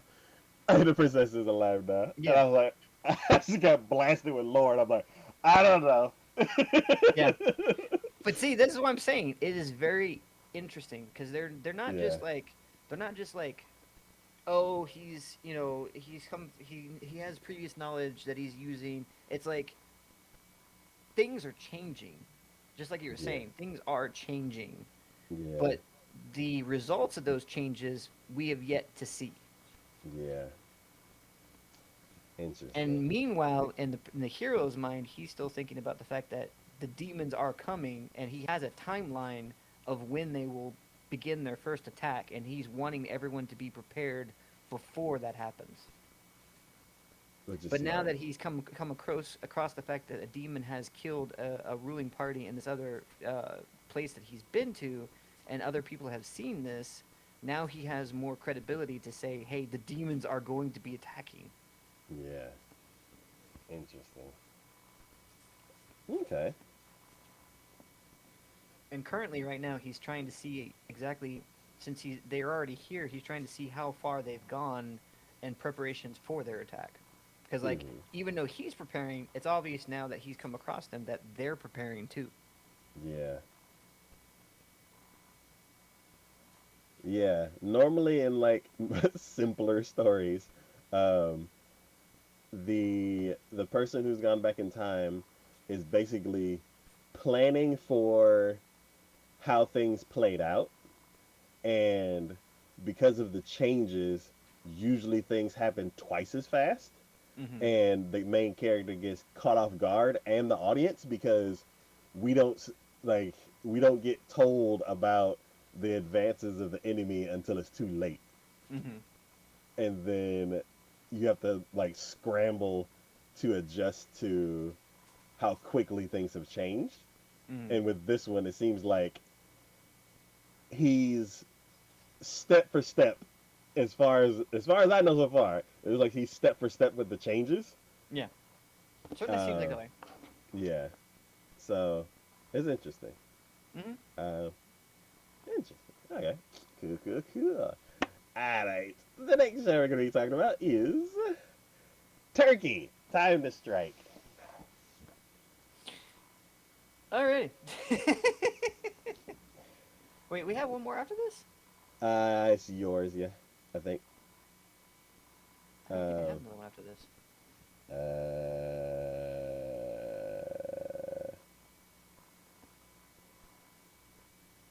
S rank.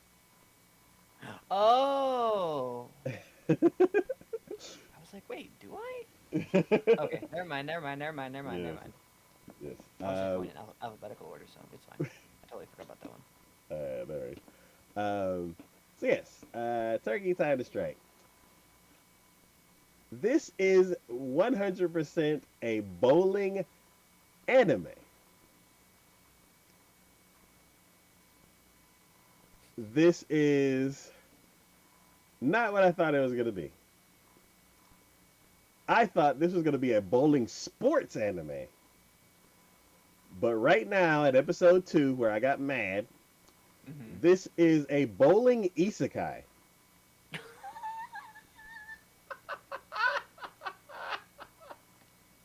What? Why is there a bowling isekai?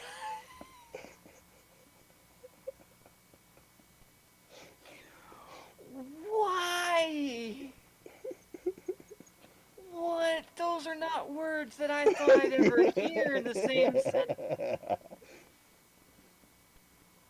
What? Hold on. I'm looking at this preview. Does it even make it seem like that's the case? I would not have thought. No. Bowling isekai? How and why? I I had to stop. I was like, nope. I'm telling my feelings right now before y'all decide to course correct.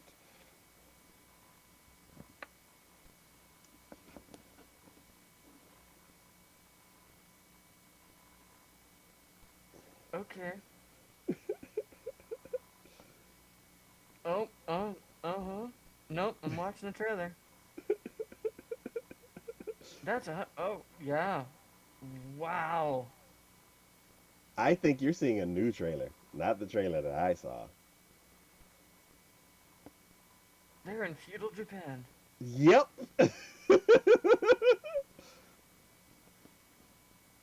She has a magic bowling ball.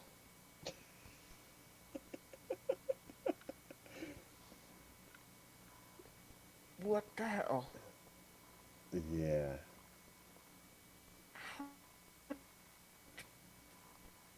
Why? I do not understand. So, No.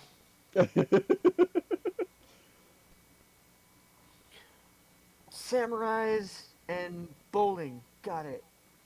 yeah. So, me, 2 episodes in, going into what I thought was a bowling sports anime. Um, y- you start out with the main character like sad, like crying sad, and sitting at a train station. So I'm like, oh okay, you must be graduating high school. You're moving away from your friends, moving on to a new area, and you miss all the old stories that we're about to see now because we're gonna rewind in time. Um, You rhymed a lot.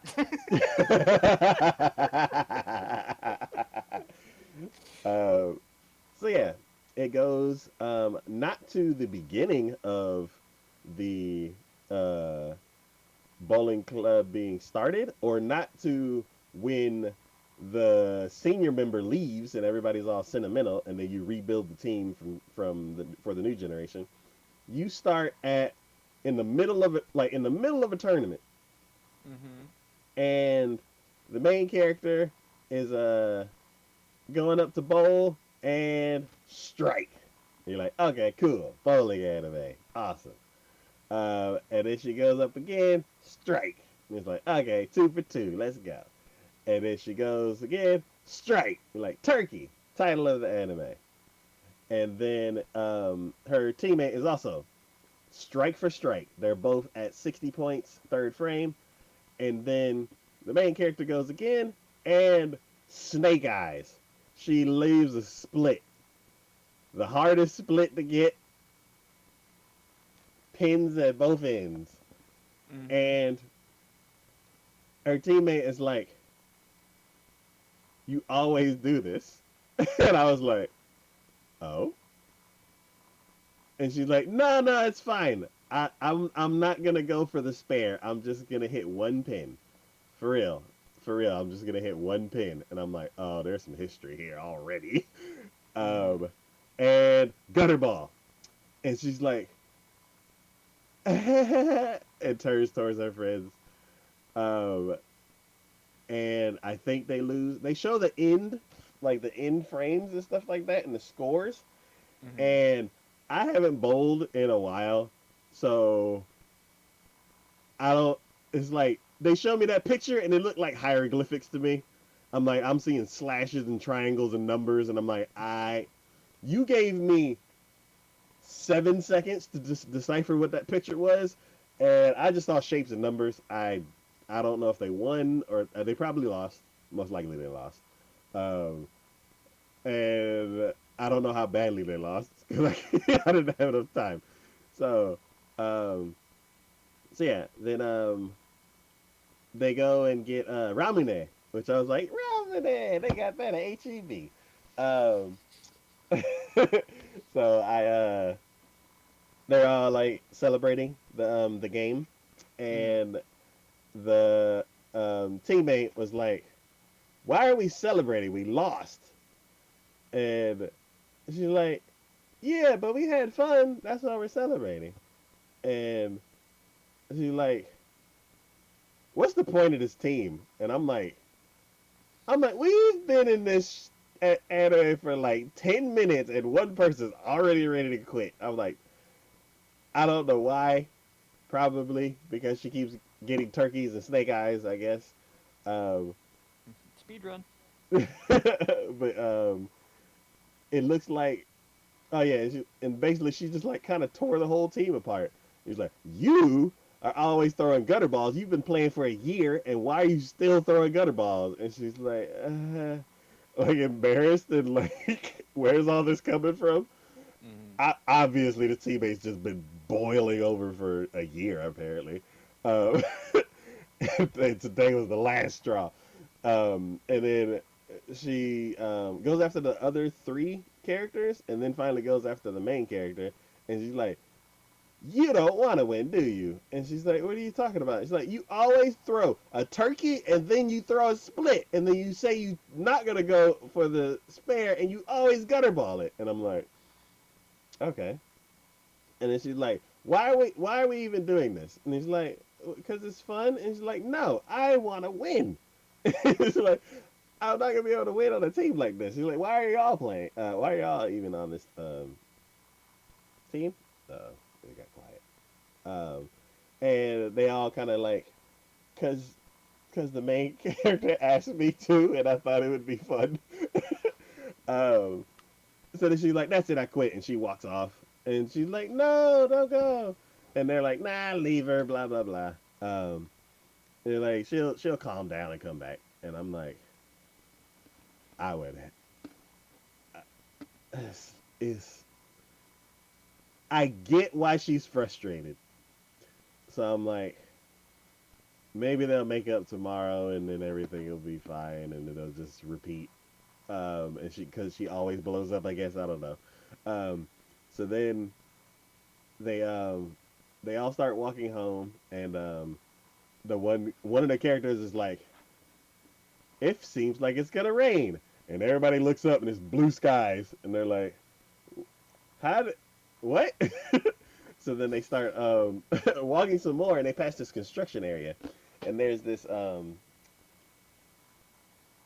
what's the scooper thing? My brain. Um, Backhoe. no, the big Yeah, I know what you're the talking about though. the digging thing. It starts scooping up. Yeah, yeah.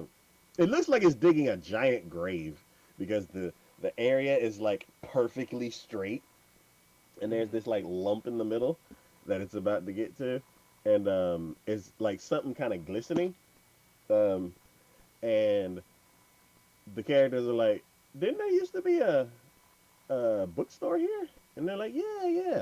And they're like, man, things change in an instant. Like one thing is here and one day it's gone. And then they start talking about something else, and then the main character's like thinking about that things change in an instant. One day it's here, one day it's gone, and she's like, I gotta go back and get what's her name. So that they're like, well, I thought you were gonna do that tomorrow, and they're like, no, because tomorrow might be too late because she may still want to join the team if I go after her today, but tomorrow maybe like maybe that feeling will like be gone forever. So Mhm. she starts running after her, and then she tries to convince her, and she's like, "Play me for real, and I'll think about it." So then they go back to the bowling alley, and here is when I noticed that something's very strange about this bowling alley. When they walk back into the bowling alley, nobody else is there. Mhm. When they left, it was a tournament. There was tons and tons of people. They come back, it looks abandoned. It's super quiet. It's echoey. I'm like, are they the only people here? I'm like, is it closed? Like, what is going on? There should at least be like some people. Um,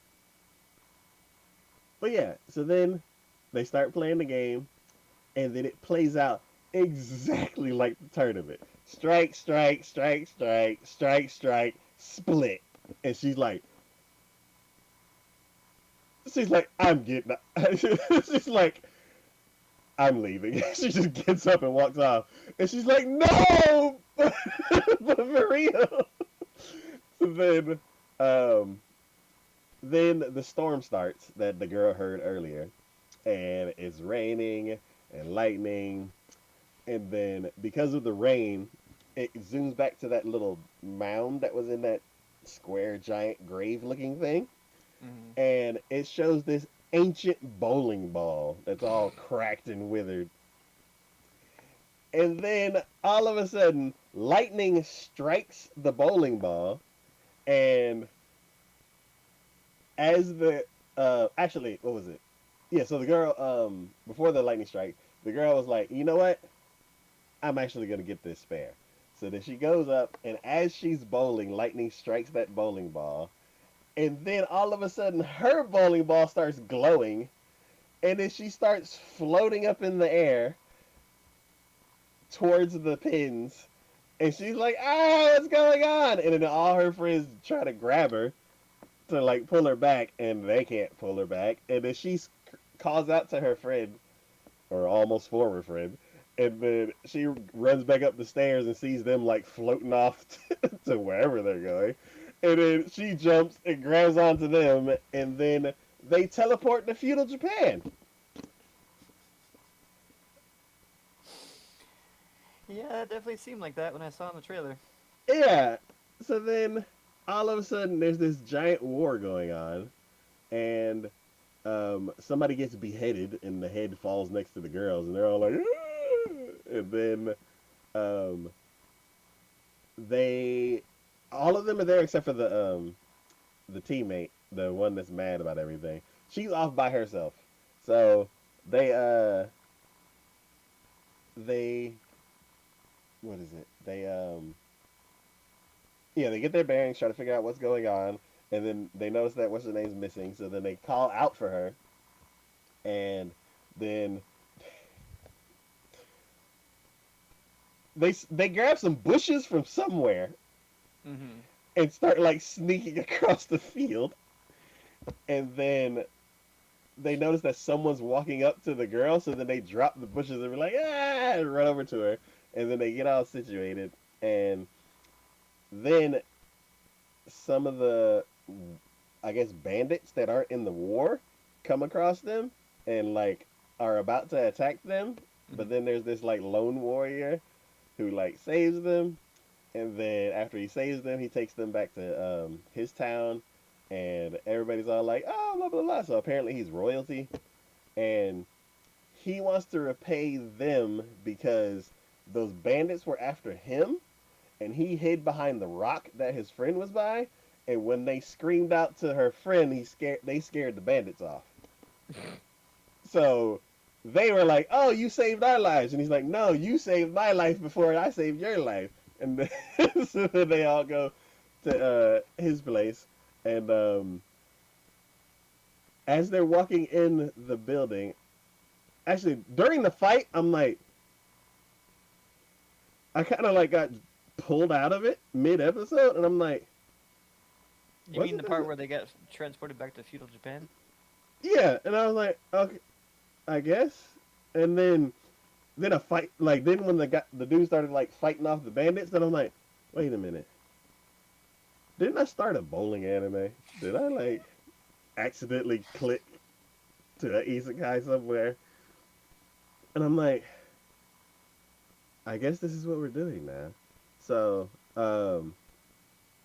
what was it? Excuse me, sir. You got an isekai in my bowling anime. No, you got a bowling anime in my isekai.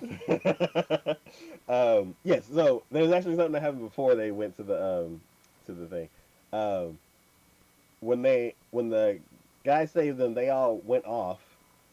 Um, and then he lost the battle but didn't die and got like wrapped up. And then they were taking him somewhere, and the girls noticed it. So then they're like, "We need to save him." So it's like a triple save back. It's man. So then what they did to save him is, oh, also this one of the girls that's like, I guess the techie smart girl. She's like taking video of the battle, taking pictures of the scenery and stuff like that. And I'm like, your battery's gonna die. You need a battery that has hundreds of years of battery life Yeah, no because kidding. because there's no chargers here. Uh, so yeah, so she's doing all this kind of stuff, and what they ended up doing to save the guy is um, the bandits were like carrying him through the forest, and what they did is they hid in the forest and started making these weird, creepy sounds that people of then wouldn't know what's going on. So what they were doing is they were bowling the bowling the balls around, making all this like rumbling sounds that they couldn't figure out what was going on. And then like the techie girl, she opened some package of something and was like snapping her fingers, making this smoke, and then like playing a video, and they're like there's smoke and like noises, and they're like, oh, I don't know what to do. And then two of the and then the main character like bowled the ball at them, hit one of them in the foot, and somehow hit the other dude in the head and drew blood. And I'm like, fine. So then the two guys are knocked out, and then they untie the guy, and then they go to his house. And then as they're walking in the door, um, there's these like gourds all stacked up in this triangle, and some lady is like bowling something at them, and she gets a strike, and they're like, "Hey, that's bowling," and she's like, "Bowling?" And then I stopped the episode, and I was like, "I'm not watching any more of I'm this right surprised now." you waited that long to stop the episode. It's a, it's supposed to be a sports anime, and Little did you know that bowling was going to save feudal Japan. so I'm gonna continue this one, despite me You being mad at it. are. Yes. So Kiki the other day said that it's an okay show, and it takes 7 episodes to get good. I was like, that's kind of a lot. That is kind of a lot. And I started the show, and I'm in episode 2, and I'm like, yeah, Kiki's probably right. I'm It gonna probably laugh won't. if it won't. If it doesn't, I'm gonna really laugh. So yeah, so last week Kiki was like, oh, actually, when Kiki first started watching the show, she was like, also, by the way, hi Kiki. She said that it's the bowling anime is too anime for her, and I was like, what does that even mean? And then hearing after it gets good after 7 episodes, I was like, this is not selling me on it. So I kind of see for myself. And then after watching it, I'm like, If it literally ends up being that in order to save someone's life, they hold a bowling tournament where she ends up having to bowl. She bowls again her strike, strike, strike, strike, and then a split or whatever, and then actually ends up nailing the split for the first time in her life in order to save this dude's life somehow, some way.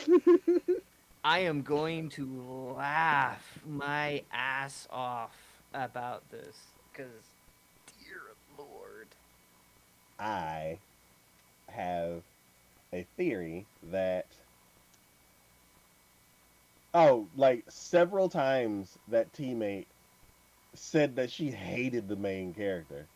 And I'm Mm-hmm. like, what kind of team has members where they're like, I hate you and mean it?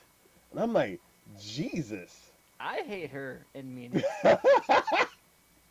So, and I don't uh, even know her.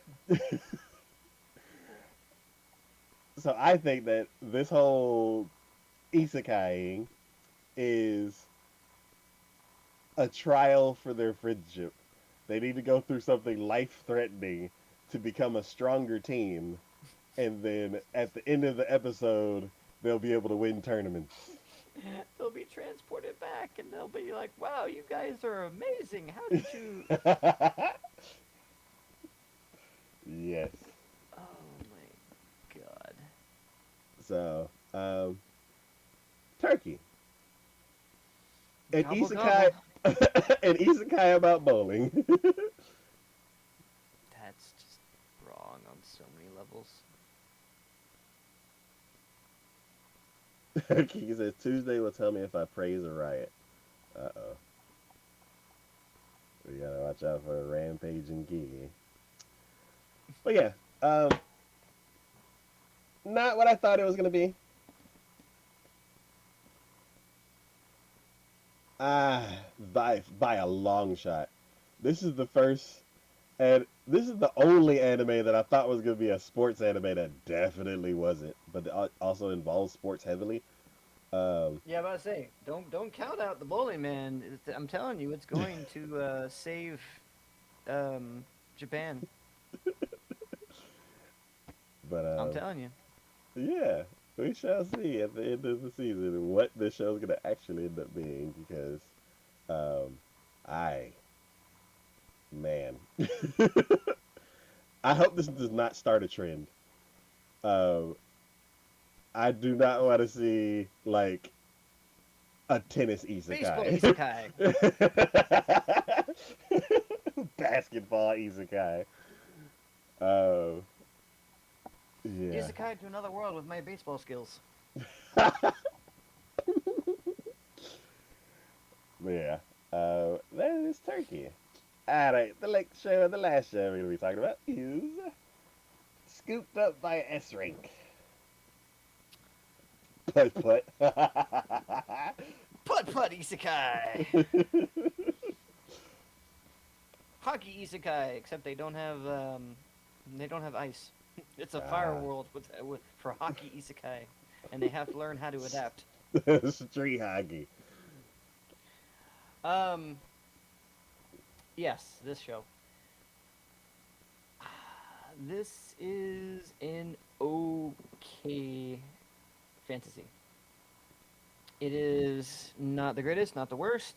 It feels like it has a lot of potential that they're just not cashing in on, Hmm. which is what kind of gives me a bit of a letdown because so the main character is a white mage, white blue mage. He's a mage who specializes in status effects, whether Okay. he's buffing or whatever, and he his hero party that he was originally in kicked him out, and it was because they thought he wasn't contributing when in fact he was basically making them the superstars that they were because they didn't realize that his buffs were giving them that much of an edge. Hmm. Um, in the course of things, you end up finding out that his mentor is, I believe they actually name dropped as Merlin, Okay. and but Merlin's female, of course, because it's anime, because it couldn't be a guy in that regards. And he was taught magic at a young age and was pushed probably far more than any other mage in tutelage has ever been pushed. So his abilities and his way of doing things far exceeds what any normal person would ever do. Like a person could potentially cast a single buff on a single person. He casts four of them on like a whole 10 parties at the same time. Okay. Um, and in fact, he has no incantations. He just basically casts spells as is.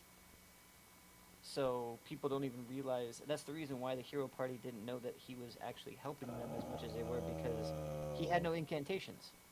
Oh.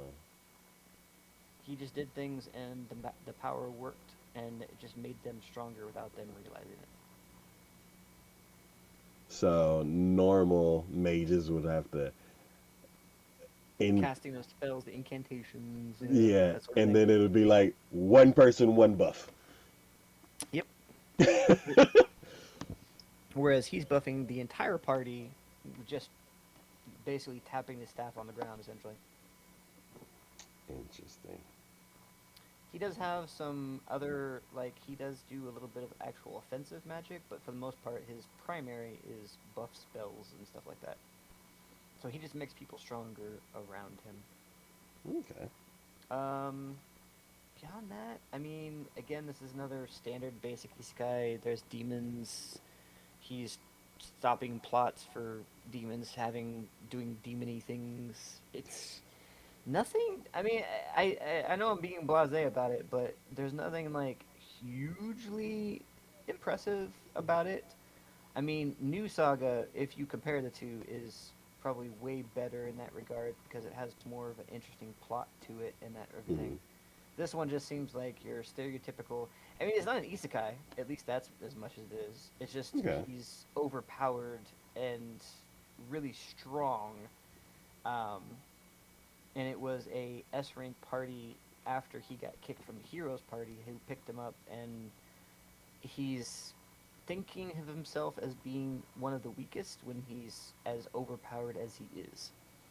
Okay.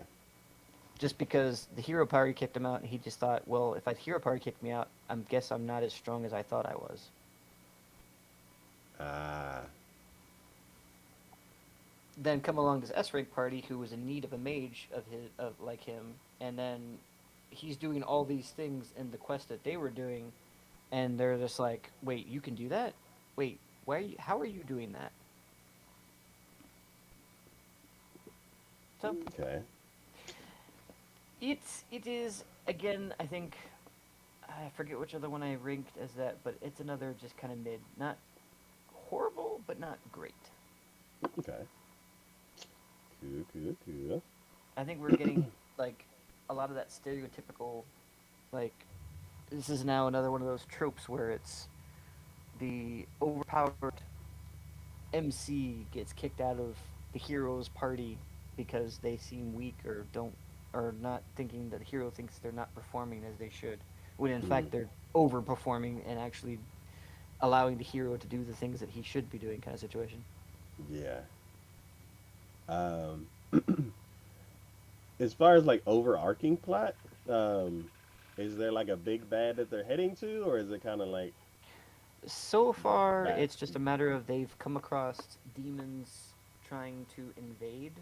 So the town that they are in actually is near the border, and demons had captured a beast person and was using her ancient magic to control monsters and send like a horde of monsters at the city in order to try to overwhelm it and basically collapse the city so that they'd have an easier time invading from where they were. Okay, interesting. Which has been Cool, cool. stopped, but at this point, it's I don't. At this point in the story, because they had captured this beast person who actually ends up being a princess, their mission now is escorting the princess back to her kingdom. Okay, So what happens from there, I do not know, but that's where we're at. okay. Um, so so I guess the demons is like this large force, and they're just kind of like, all right, for our mission, we're gonna try to attack. And is there multiple cities that they're going to, or are they in one city? So far, just been one. Okay, so it's just defending the attacks from the demons so far. So far. Okay, interesting. Cool, cool, cool. All right. That is it for our initial thoughts of the summer season of 2025. Quite Um, packed. yes. um, we will I, be back. I cringe to see what the ending is going to, how long that's going to take us. Oh, yeah. Yeah, because we got to do number 8. In depth. Oh, man. Mm-hmm. uh, but I do look forward to it, even though it's going to be quite the episode. But yeah, that is it for today's episode. As always, this is DK and Shade from Zakiyaki Anime. Thank y'all for watching. Thanks for hanging out in the chat. Thanks for supporting the channel in any way that you do. And we will see y'all next time.